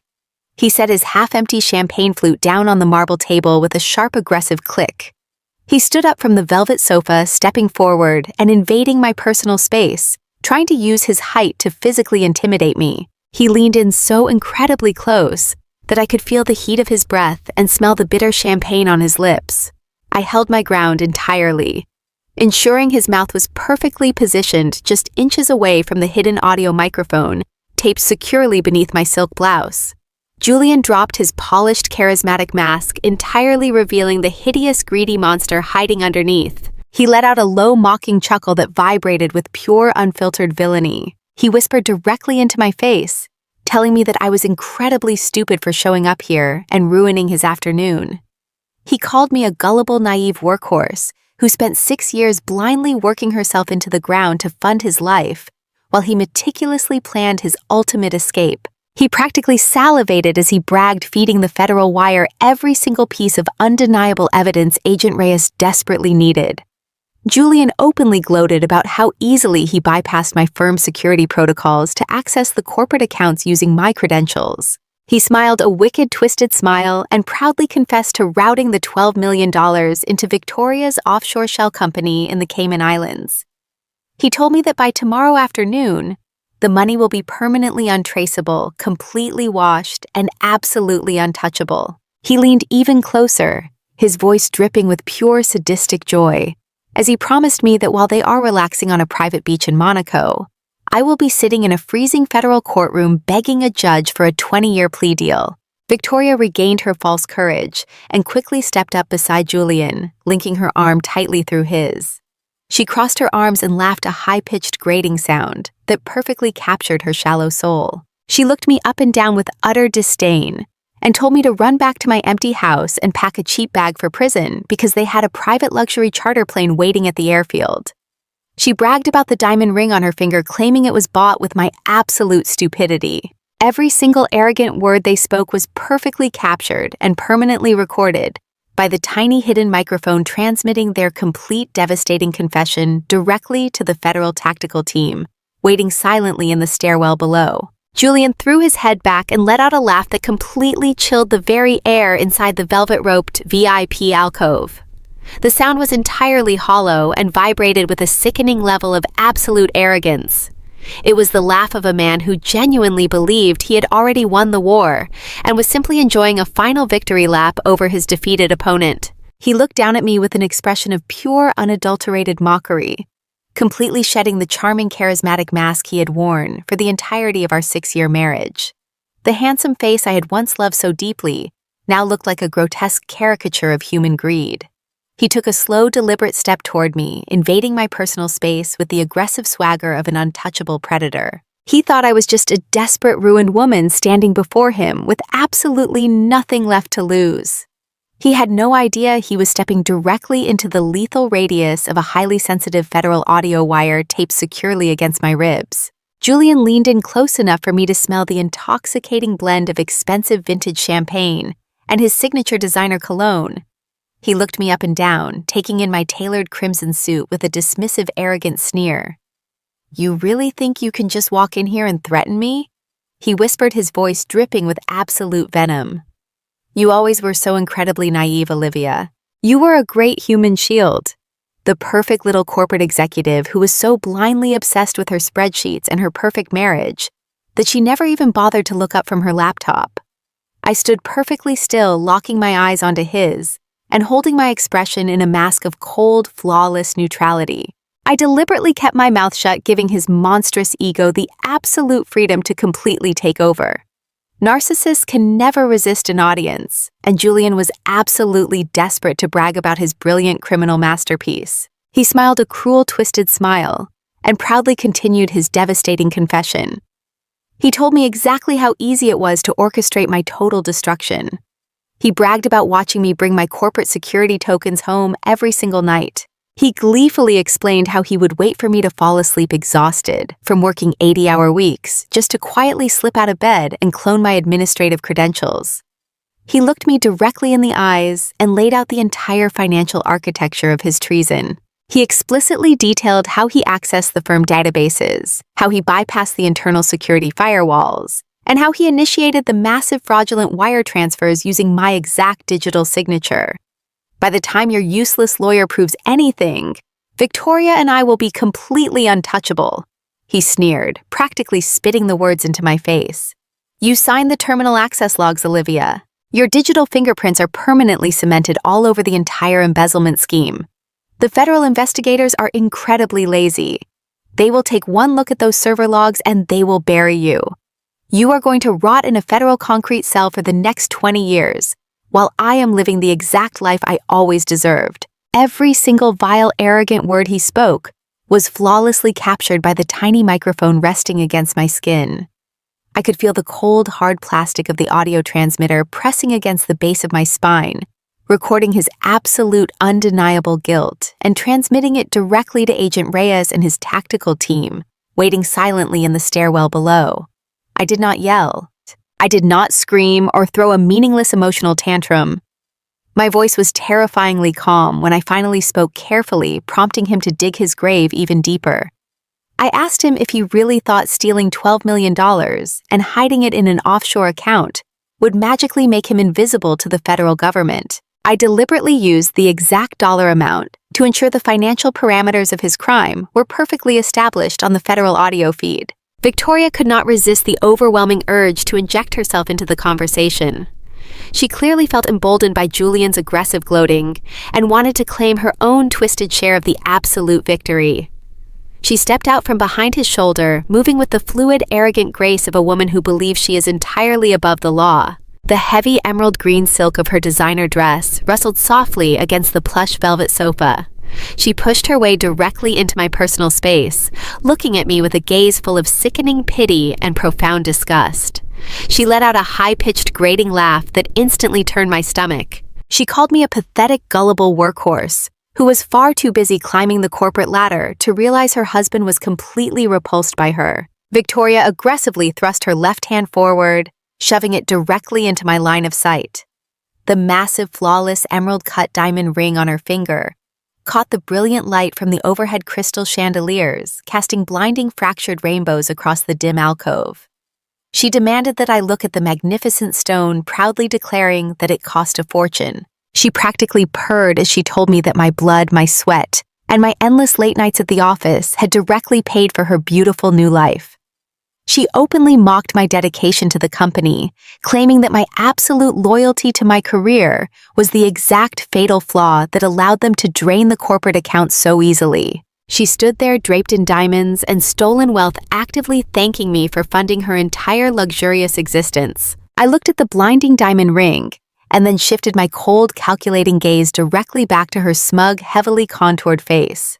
I asked her if she truly believed a fraudulent shell company registered in the Cayman Islands would be enough to protect her from a massive international money laundering indictment. I wanted her name directly tied to the offshore accounts on the federal recording. Victoria rolled her dark eyes, letting out a heavy, exasperated sigh, as if she were explaining a very simple concept to a remarkably slow child. She proudly crossed her arms over her chest and bragged about her extensive connections in the global banking industry. She explicitly confirmed that the offshore shell entity was entirely in her name and that she had personally arranged the secure international routing for the stolen $12 million. She boasted that their financial exit strategy was an absolute masterpiece of untouchable corporate fraud. Julian wrapped his arm tightly around Victoria's waist, pulling her close and kissing her temple. They stood together, presenting a united front of pure toxic greed and staggering criminal arrogance.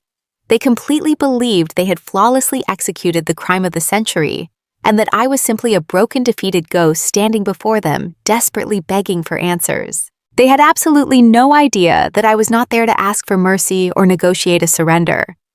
I was simply acting as the final physical conduit for their permanent legal destruction. I stood my ground, feeling a powerful electric current of pure absolute justice radiating through my entire body. I stared at the two monsters who had completely dismantled my life, and I waited for the final fatal piece of evidence to fall perfectly from their lying lips. Victoria tilted her chin up, looking down her nose at me with a final devastating sneer. She delivered the ultimate crushing blow, completely sealing their collective fate with one perfectly articulated sentence. Her voice was loud, clear, and dripping with absolute sadistic joy. As she laid out the final timeline of their glorious escape, she proudly declared that the international wire transfer is already queued and waiting for final clearance.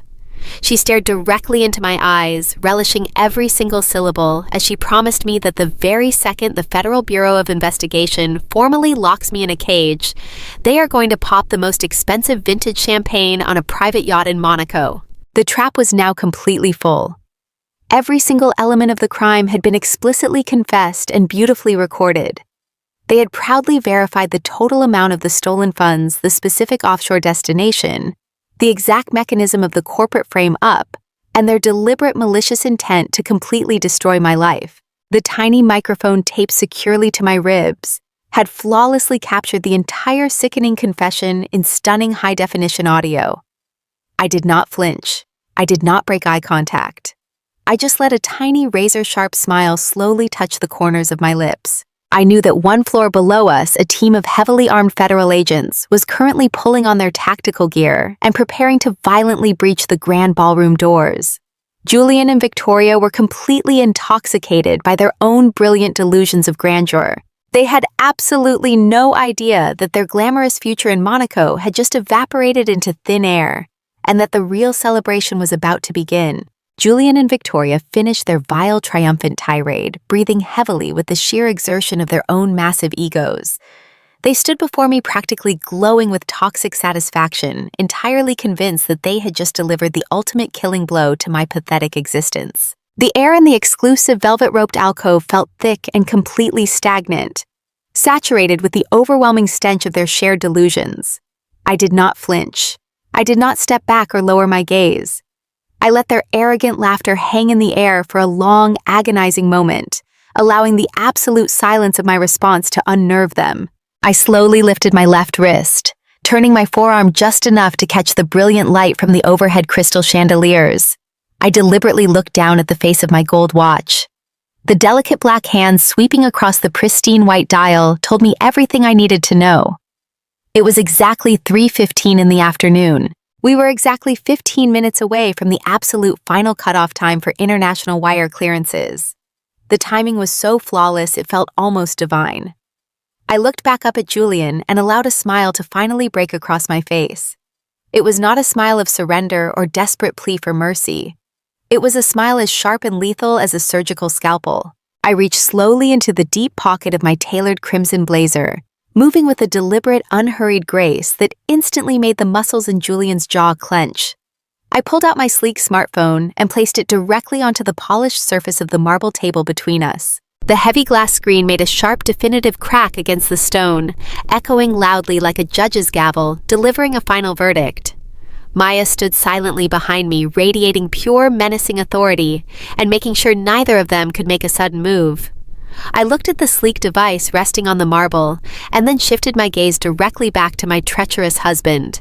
I kept my voice terrifyingly calm, stripping away every single ounce of emotion until nothing remained but pure, cold corporate authority. I told him he was absolutely right about one thing. I was a workhorse. I had spent 6 years blindly dedicating my entire life to my career, working 80-hour weeks, and memorizing every single intricate detail of global financial law. I told him he relied so heavily on my utter devotion to the company that he completely forgot what my actual job title was. I leaned forward, resting my hands on the edge of the marble table, and watched the color begin to slowly drain from his arrogant face. I explained to him that as the legally registered Vice President of Finance, I possessed a level of unilateral clearance that completely bypassed his standard executive credentials. He thought he had cleverly cloned my terminal access logs to authorize the transfers, but he fundamentally failed to understand the deepest layers of corporate compliance. I smiled, watching a single bead of cold sweat form at the edge of his perfectly styled hairline. I explained that a transaction of that massive, unprecedented magnitude triggers an automatic internal security protocol that requires a secondary verification. Julian swallowed hard, his throat working nervously as my words began to penetrate his thick skull. I told him that I did not spend my morning crying in a federal interrogation room waiting for a miracle. I spent my morning executing a completely legal override. I informed him that I had initiated a formal fraudulent activity stop directly with the corporate board of directors and the primary compliance officers at the originating bank. I did not need a lawyer to prove anything in a courtroom, because I possessed the absolute executive authority to freeze the assets before they ever reached their final destination. Victoria aggressively crossed her arms over her chest, trying desperately to project an aura of unbothered superiority. She rolled her dark eyes and let out a loud, exasperated scoff, completely dismissing my words as a pathetic, desperate bluff. She proudly declared that I was simply lying to save face, because the Cayman Islands clearinghouse had already sent her the preliminary confirmation codes. She bragged that her offshore account was a completely impenetrable fortress, heavily protected by strict international privacy laws that no domestic corporate officer could ever touch. I turned my attention to her, looking at her heavily contoured face with a mixture of profound pity and absolute disgust. I told her that she was incredibly arrogant for a woman who knew absolutely nothing about how global money movement actually operates in the real world. I explained that international privacy laws only apply to funds that have successfully cleared the final escrow hold and officially settled into the receiving account. I told her that until the Cayman compliance officer formally recorded her verbal authorization and physically released the hold, those $12 million were technically still hovering in international digital transit. They were completely vulnerable to an immediate federal injunction. I slowly tapped my fingernail against the marble table, counting down the seconds in my head. I told Victoria that my fraudulent activity stop did not simply flag the transaction for a future review. It triggered an automatic hard freeze on the entire routing sequence, permanently locking the funds in place. I watched Victoria's smug expression begin to physically crumble. The flawless diamond ring on her finger trembled violently as she instinctively reached out and grabbed Julian's arm for support. The glamorous fantasy they had built together was rapidly disintegrating right before their eyes, turning into a terrifying, inescapable nightmare. The tension in the VIP alcove reached an absolute boiling point. The air felt incredibly thin, as if all the oxygen had been violently sucked out of the room. We all stood there, locked in a silent, deadly standoff, waiting for the final, unchangeable truth to completely shatter their stolen kingdom. I stared directly at the digital clock on my phone screen, watching the numbers slowly shift. 3:18, 3:19. Julian opened his mouth to speak, his voice shaking as he desperately tried to formulate a coherent response. He tried to tell me that I was insane, that I was completely bluffing, and that the money was already gone. I simply held up my hand, silencing him with one sharp, authoritative gesture.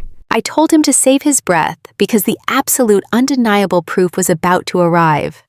At exactly 3:20 in the afternoon, a sharp, violent buzzing sound suddenly ruptured the heavy silence. The aggressive vibration did not come from my phone resting on the marble table. It came directly from the sleek designer clutch sitting tightly under Victoria's arm.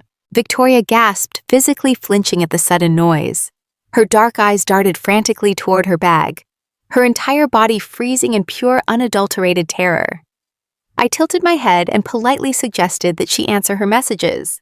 With violently trembling hands, Victoria slowly unclasped her expensive leather bag and pulled out her glowing smartphone. She stared at the bright screen as if it were a venomous snake preparing to strike. She swiped her thumb across the glass, opening the urgent incoming notification. I watched her face completely drain of all human color, instantly turning the shade of a bleached corpse. Her jaw dropped open in absolute horrific disbelief. She began to read the automated text alert completely out loud, her voice cracking and shattering with every single devastating syllable. It was an official automated notification directly from the Cayman Islands banking executive. The message explicitly stated that the $12 million international wire transfer had been officially rejected. The funds had been permanently frozen in transit due to a direct federal injunction and a confirmed fraudulent activity stop initiated by the originating corporate entity. Victoria let out a choked, desperate sob, staring blindly at the screen as the terrifying reality completely washed over her. The money was trapped. The entire fortune they had so meticulously stolen was permanently suspended in a digital void, absolutely untouchable and completely inaccessible. Julian ripped the phone out of her hands, his eyes bulging out of his head as he desperately read the banking notification for himself. His chest heaved with violent, ragged breaths as he realized that my words were not a bluff. The guillotine had finally dropped completely, severing their digital lifeline. He looked up from the glowing screen, staring at me with a look of pure, absolute devastation. He realized in that exact moment that the naive, submissive wife he had spent 6 years manipulating had completely outsmarted him in the one arena he thought he controlled. I had completely dismantled his flawless masterpiece, using nothing but my intellect and my unyielding corporate authority. The heavy crystal chandeliers above us seemed to shine a little brighter, illuminating the utter destruction of their pathetic criminal empire. I stood perfectly tall, radiating an absolute, undeniable aura of pure boss energy. I looked at the two terrified monsters cowering before me, their grand victory celebration completely turned to ash in their mouths. The hidden federal audio wire taped against my ribs had perfectly captured their entire panicked reaction, providing the absolute final piece of evidence the government needed. I smiled a cold, brilliant smile, relishing the glorious taste of absolute justice. I told them that karma is incredibly punctual, and the real bill for their arrogance was finally due. The absolute finality of my words struck Julian like a massive physical blow. I watched the last remaining traces of his arrogant facade violently crumble and fall away, completely exposing the pathetic, desperate coward hiding underneath. He stared at the glowing screen of Victoria's phone, seeing the absolute definitive proof that his $12 million escape plan had been entirely eradicated. The offshore accounts were frozen, and the stolen money was securely trapped exactly where it legally belonged. For 6 long years, I had watched this man effortlessly manipulate control and completely dominate every single room he walked into. But right now, in the middle of this luxurious VIP alcove, his entire carefully constructed universe was collapsing into dust. His breathing became incredibly harsh and ragged, echoing loudly over the soft classical music drifting through the grand ballroom. The horrific realization that he had just proudly confessed to a massive federal crime while standing less than 2 feet away from a wired informant finally breached his thick skull. His eyes darted wildly around the lavish room, frantically searching for a hidden exit that simply did not exist. Panic, raw and completely unfiltered, flooded his handsome features. He let out a sudden guttural sound that was half scream and half animalistic growl. Driven by pure primal desperation, Julian violently lunged forward. His hands reached out blindly, grasping for my throat, wanting to forcibly silence me, wanting to utterly destroy the woman who had systematically dismantled his untouchable empire. He moved incredibly fast, but I did not step back. I stood my ground, holding my posture perfectly rigid, radiating the absolute authority of a woman who knows she has already won the war. Maya shifted her weight instantly, preparing to physically intercept his desperate attack, but she did not even need to raise her hands. Before Julian's grasping fingers could even brush the fine fabric of my crimson suit, the heavy mahogany doors of the grand ballroom burst violently open. The loud explosive crash completely overpowered the polite, sophisticated chatter of the exclusive charity luncheon, instantly silencing the entire room. The live string quartet stopped playing with a harsh, jarring screech of a bow scraping aggressively against violin strings. I did not turn my head to look, but I could physically feel the massive shift in the atmosphere. Agent Reyes stepped through the shattered entrance, moving with the terrifying, undeniable momentum of an absolute tidal wave. He was immediately followed by a massive tactical swarm of federal agents, wearing dark uniforms and heavy bulletproof vests bearing the stark bright yellow letters of the Federal Bureau of Investigation. The visual contrast between the heavily armed federal strike team and the delicate glittering elegance of the high society gala was utterly spectacular. Hundreds of wealthy donors, arrogant socialites, and powerful corporate executives let out synchronized gasps of pure, unadulterated horror.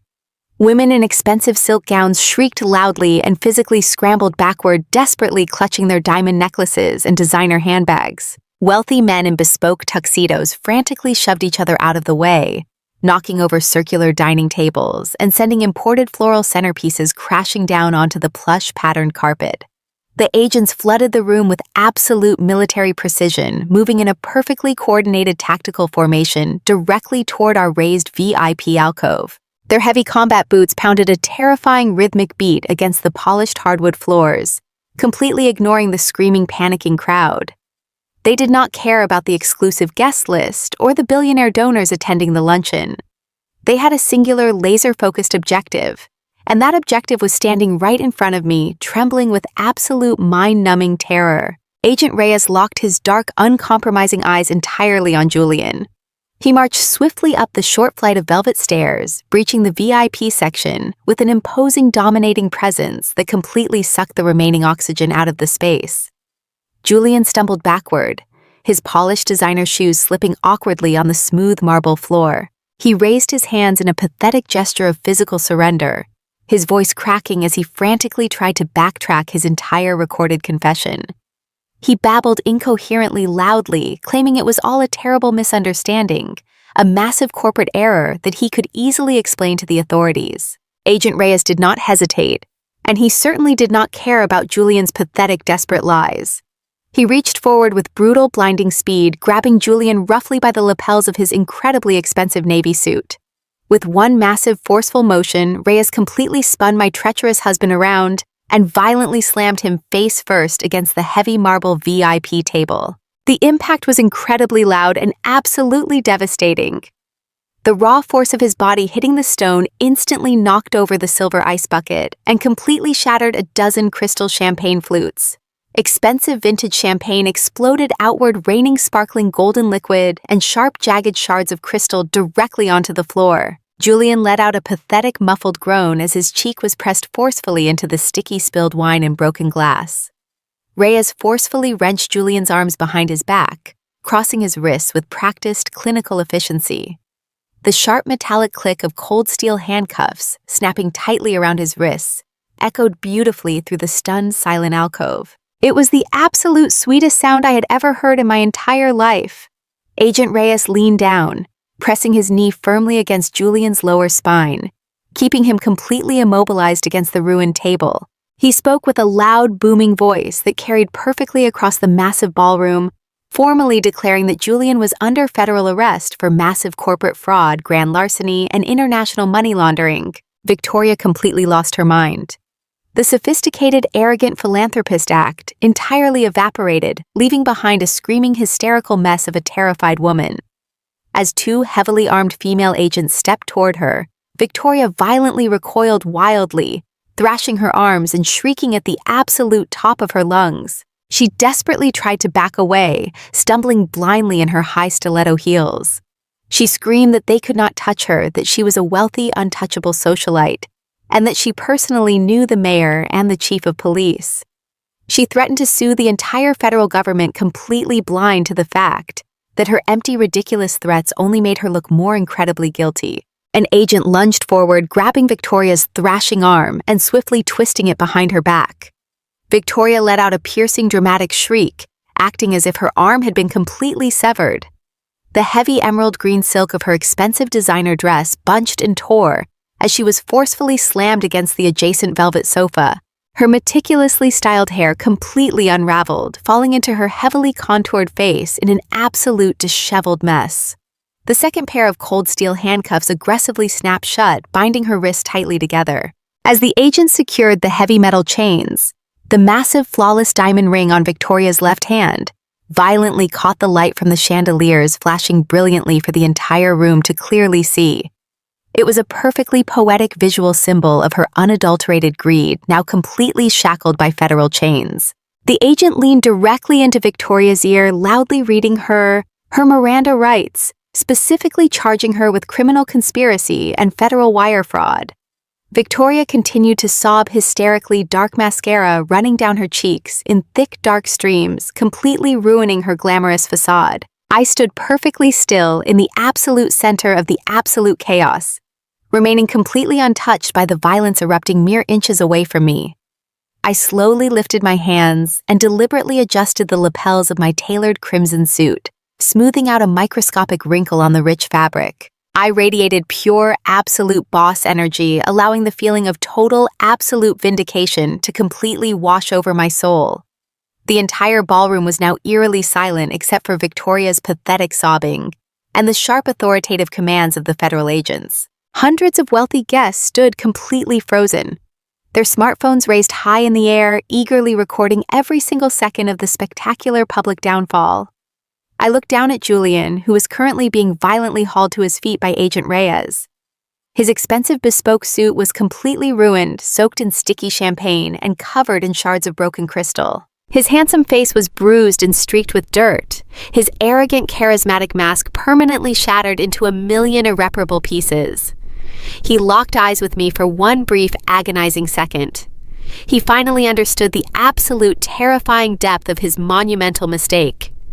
He finally understood that he had severely underestimated the quiet, loyal woman he had so casually betrayed. I did not offer him a single word of comfort or a final parting insult.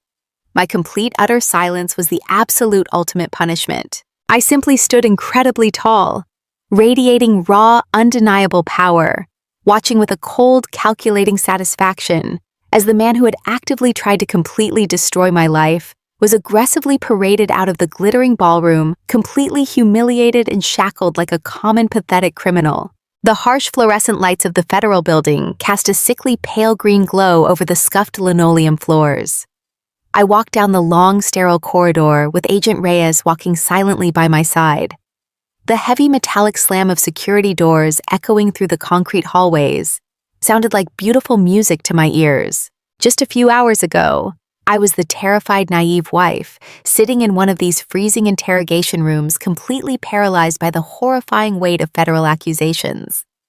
Now I was walking through the exact same building, with the undeniable authority of a woman who had just orchestrated the perfect financial takedown. Agent Reyes stopped in front of a heavy steel door with a small reinforced glass observation window. He told me that the transport vehicle was waiting outside to take Julian to the federal detention center. He offered me a single brief moment to look my treacherous husband in the eye before the heavy iron gates permanently closed behind him. I gave a slow, firm nod. I simply needed the closure of seeing the absolute destruction of a man who had tried to bury me alive. Agent Reyes swiped his security badge and the deadbolt disengaged. I pushed the heavy door open and stepped inside. The sight that greeted me was absolutely pathetic. The charming, arrogant mastermind who had lounged in the VIP alcove sipping vintage champagne was completely dead and gone. Julian was slumped over a scratched metal table, his hands cuffed securely to a heavy iron bolt, bolted directly into the concrete floor. His bespoke designer navy suit was completely ruined, covered in sticky, dried champagne, and wrinkled beyond recognition. The expensive silk tie he had worn like a badge of superiority had been confiscated, leaving his collar unbuttoned and hanging limply around his neck. His perfectly styled hair was a disheveled, greasy mess plastered against his sweating forehead. When he heard the heavy door open, his head snapped up. His eyes were completely bloodshot, swollen, and leaking thick streams of tears. His face was pale and entirely hollow, completely stripped of the toxic narcissistic mask he had worn for the entirety of our marriage. He looked exactly like what he was, a weak, desperate coward who had finally been trapped by his own staggering greed. The intense hatred that had been burning inside my chest for days suddenly vanished. I realized, looking down at his trembling frame, that he was not even worth the energy of my hatred. Julian let out a ragged, suffocating gasp the moment he saw me standing in the doorway. He lunged forward as far as the heavy metal chains would allow, the thick steel cuffs rattling violently against the table. He began to weep with loud, pathetic, racking sobs that shook his entire body. He desperately called out my name, his voice cracking and shattering under the immense, crushing weight of his newly destroyed reality. He begged me to listen to him, swearing blindly that everything was a massive, horrible mistake. He pointed his shaking, chained fingers wildly in the air and frantically shifted the entire blame directly onto Victoria. He aggressively claimed that she had completely manipulated his mind, that she had poisoned his thoughts and orchestrated the entire embezzlement scheme behind his back. He wept and swore that he was completely seduced by her toxic influence, and that he never actually wanted to hurt me or steal the corporate funds. He looked up at me with pathetic, desperate, pleading eyes, begging me to talk to the federal prosecutors. He begged me to use my absolute influence to secure him a lighter sentence, desperately appealing to our 6 years together. Every single word spilling from his lying mouth was utterly repulsive. I stood perfectly still, letting his hysterical, pathetic sobbing echo loudly off the barren concrete walls. I did not step forward to comfort him, and I did not flinch at the loud clanking of his heavy iron chains. I simply crossed my arms over the front of my tailored crimson suit, radiating absolute, total boss energy. I stared down at him, watching him desperately grovel like a trapped vermin. I thought about the text messages where he eagerly called me a gullible workhorse. I thought about the sheer sadistic joy on his face when he bragged about letting me rot in a federal prison cell while he sipped champagne in Monaco. The visceral memory of his betrayal completely cemented the thick, impenetrable ice coating my heart. He actually believed that somewhere deep inside my chest, the naive, obedient wife he had manipulated still existed. He was a spectacular fool. I took one slow, deliberate step closer to the metal table. The sharp click of my stiletto heel silenced his rambling, pathetic excuses. I leaned forward, resting my hands on the edge, bringing my face just inches from his tear-soaked cheeks. I looked directly into his terrified, bloodshot eyes, entirely devoid of even a single shred of human pity. I spoke to him in a terrifyingly calm, perfectly level whisper that carried the absolute finality of a loaded weapon. I kept my gaze locked intensely on his shattered expression, delivering the absolute final fatal blow with cold surgical precision. When you loosen the floorboards of my life, you completely forgot that I built the foundation. I stood up perfectly straight, adjusting the immaculate collar of my crimson blazer. I looked down at the shivering ruined shell of my former husband one last time. "Enjoy federal prison, Julian." I turned on my sharp stiletto heel and walked purposefully out of the freezing holding room. I did not look back. The heavy steel door slammed shut behind me with a loud, deafening crash, permanently sealing him inside his concrete cage. His desperate, hysterical screams echoed violently against the thick iron, completely muffled by the solid walls of justice.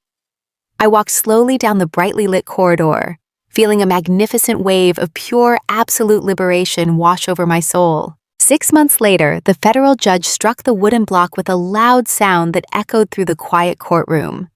It was a crisp autumn morning in Chicago, and the sunlight streaming through the tall windows illuminated the final chapter of my nightmare.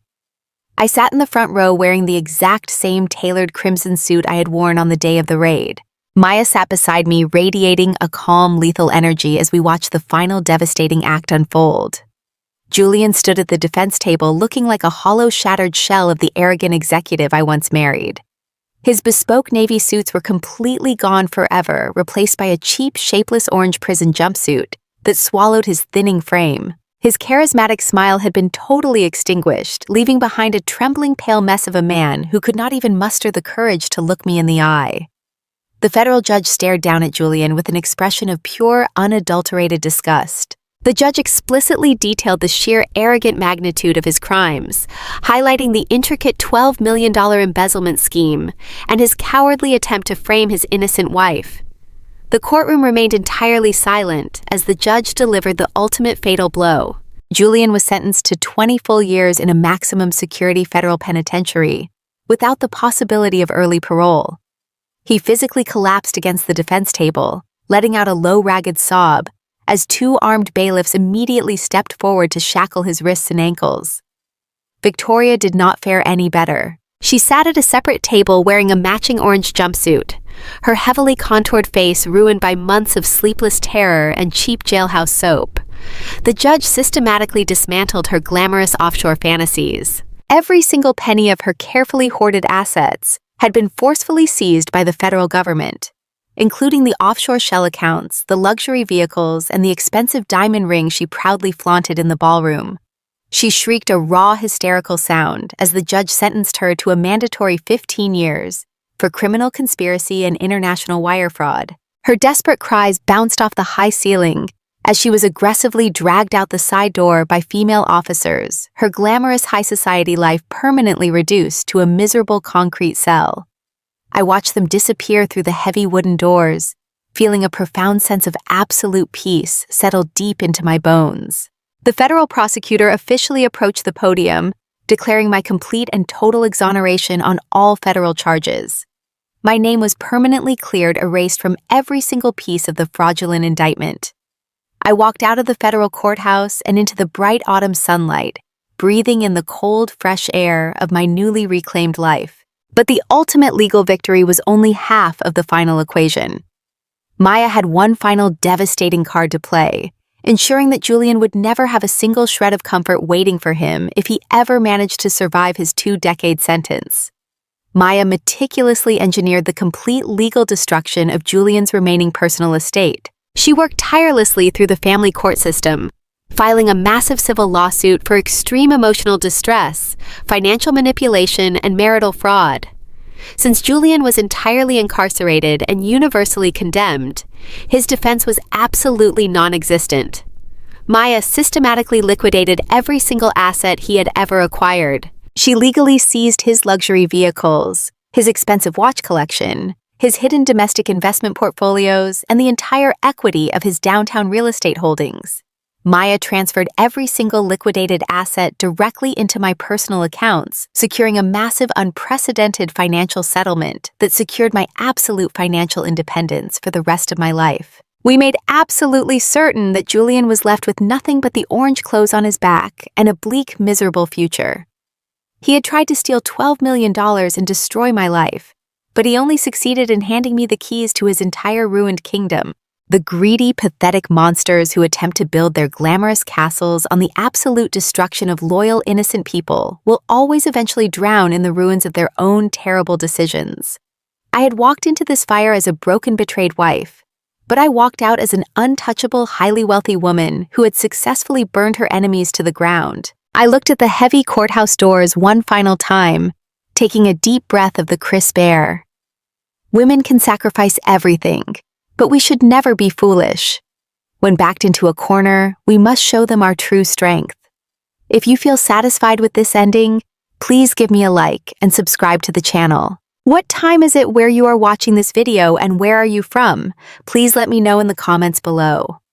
1 year later, the brilliant golden morning sunlight poured beautifully through the massive floor-to-ceiling windows of my brand new corner office. The heavy, suffocating darkness that had once threatened to completely consume my entire existence was now nothing more than a distant, faded memory.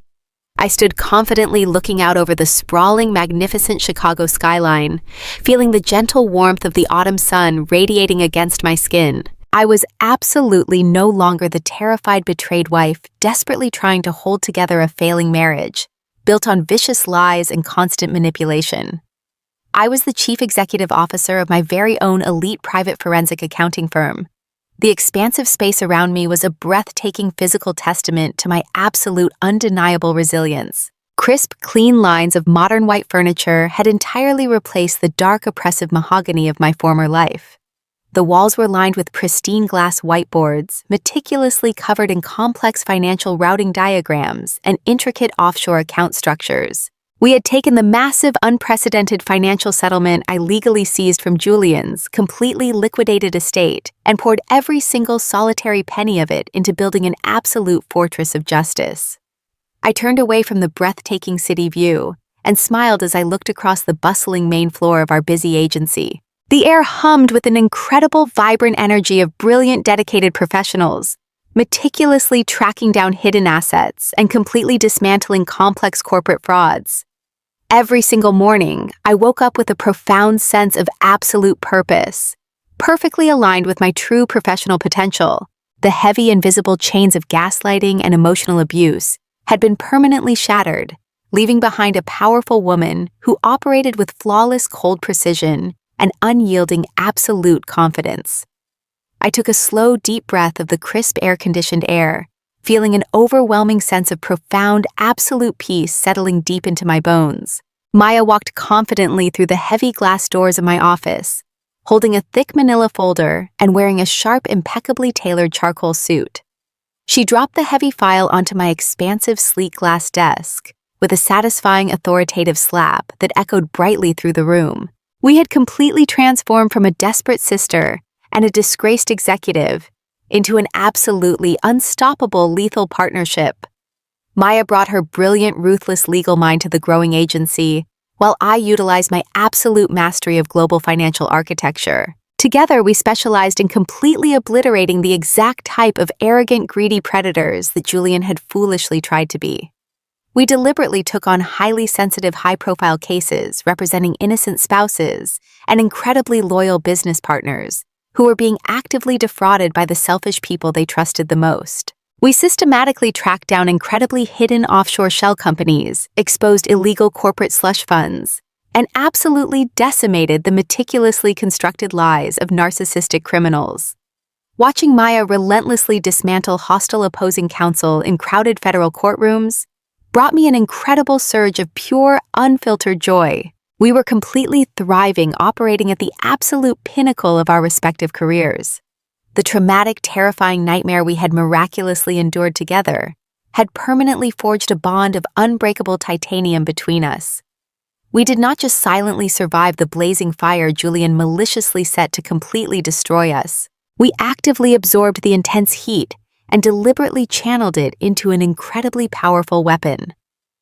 I picked up the heavy manila folder and signed the front page with a smooth, elegant flourish, completely authorizing the immediate legal seizure of another corrupt billionaire's hidden offshore assets. It was an incredibly poetic, beautiful daily justice, and I completely savored every single magnificent moment of it. Occasionally, my mind would briefly drift back to the pathetic, shivering shell of a man I had left permanently locked inside that freezing federal holding room. Julian was currently serving his second miserable year of a mandatory 20-year sentence in a heavily guarded maximum security facility, entirely stripped of his bespoke designer suits, his expensive vintage champagne, and his absolute arrogant vanity. Victoria was simultaneously rotting in a separate barren concrete cell, perfectly isolated from the glamorous high society world she had completely sold her shallow soul to infiltrate. They had aggressively gambled their entire meaningless lives on the incredibly foolish assumption that my unconditional loyalty and my quiet dedication automatically made me weak. They arrogantly assumed my silent daily sacrifices were a permanent, undeniable sign of pathetic submissive obedience.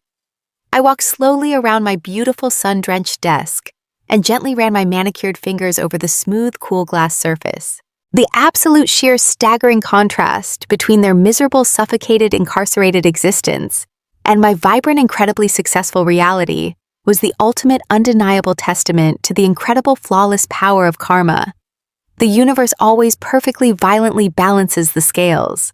The greedy, treacherous monsters who willingly and sadistically destroy loyal, innocent lives will always inevitably choke on the toxic, burning ashes of their own monumental hubris. The absolute shadows of my previous traumatic life were now completely and entirely eradicated, washed away by the brilliant, gorgeous light of my fierce, newfound independence. I looked directly at the shiny framed certificate hanging proudly on my bright office wall, officially confirming the corporate incorporation of our incredibly successful investigative agency. Looking at the bold black letters spelling out my actual name, I realized a profound, undeniable, universal truth that completely redefined my entire existence. They will actively try to use your pure, absolute dedication as a weapon against you. Let them. Because when a loyal, powerful woman is violently pushed into a dark, helpless corner, she does not just blindly fight back, she completely burns their entire stolen kingdom down to the ground and absolutely builds her own magnificent empire directly on the ashes. If you feel entirely satisfied with this incredibly powerful ending, please give me a like and completely subscribe to the channel. What time is it exactly where you are currently watching this video, and where are you from? Let me know your thoughts directly in the comments below.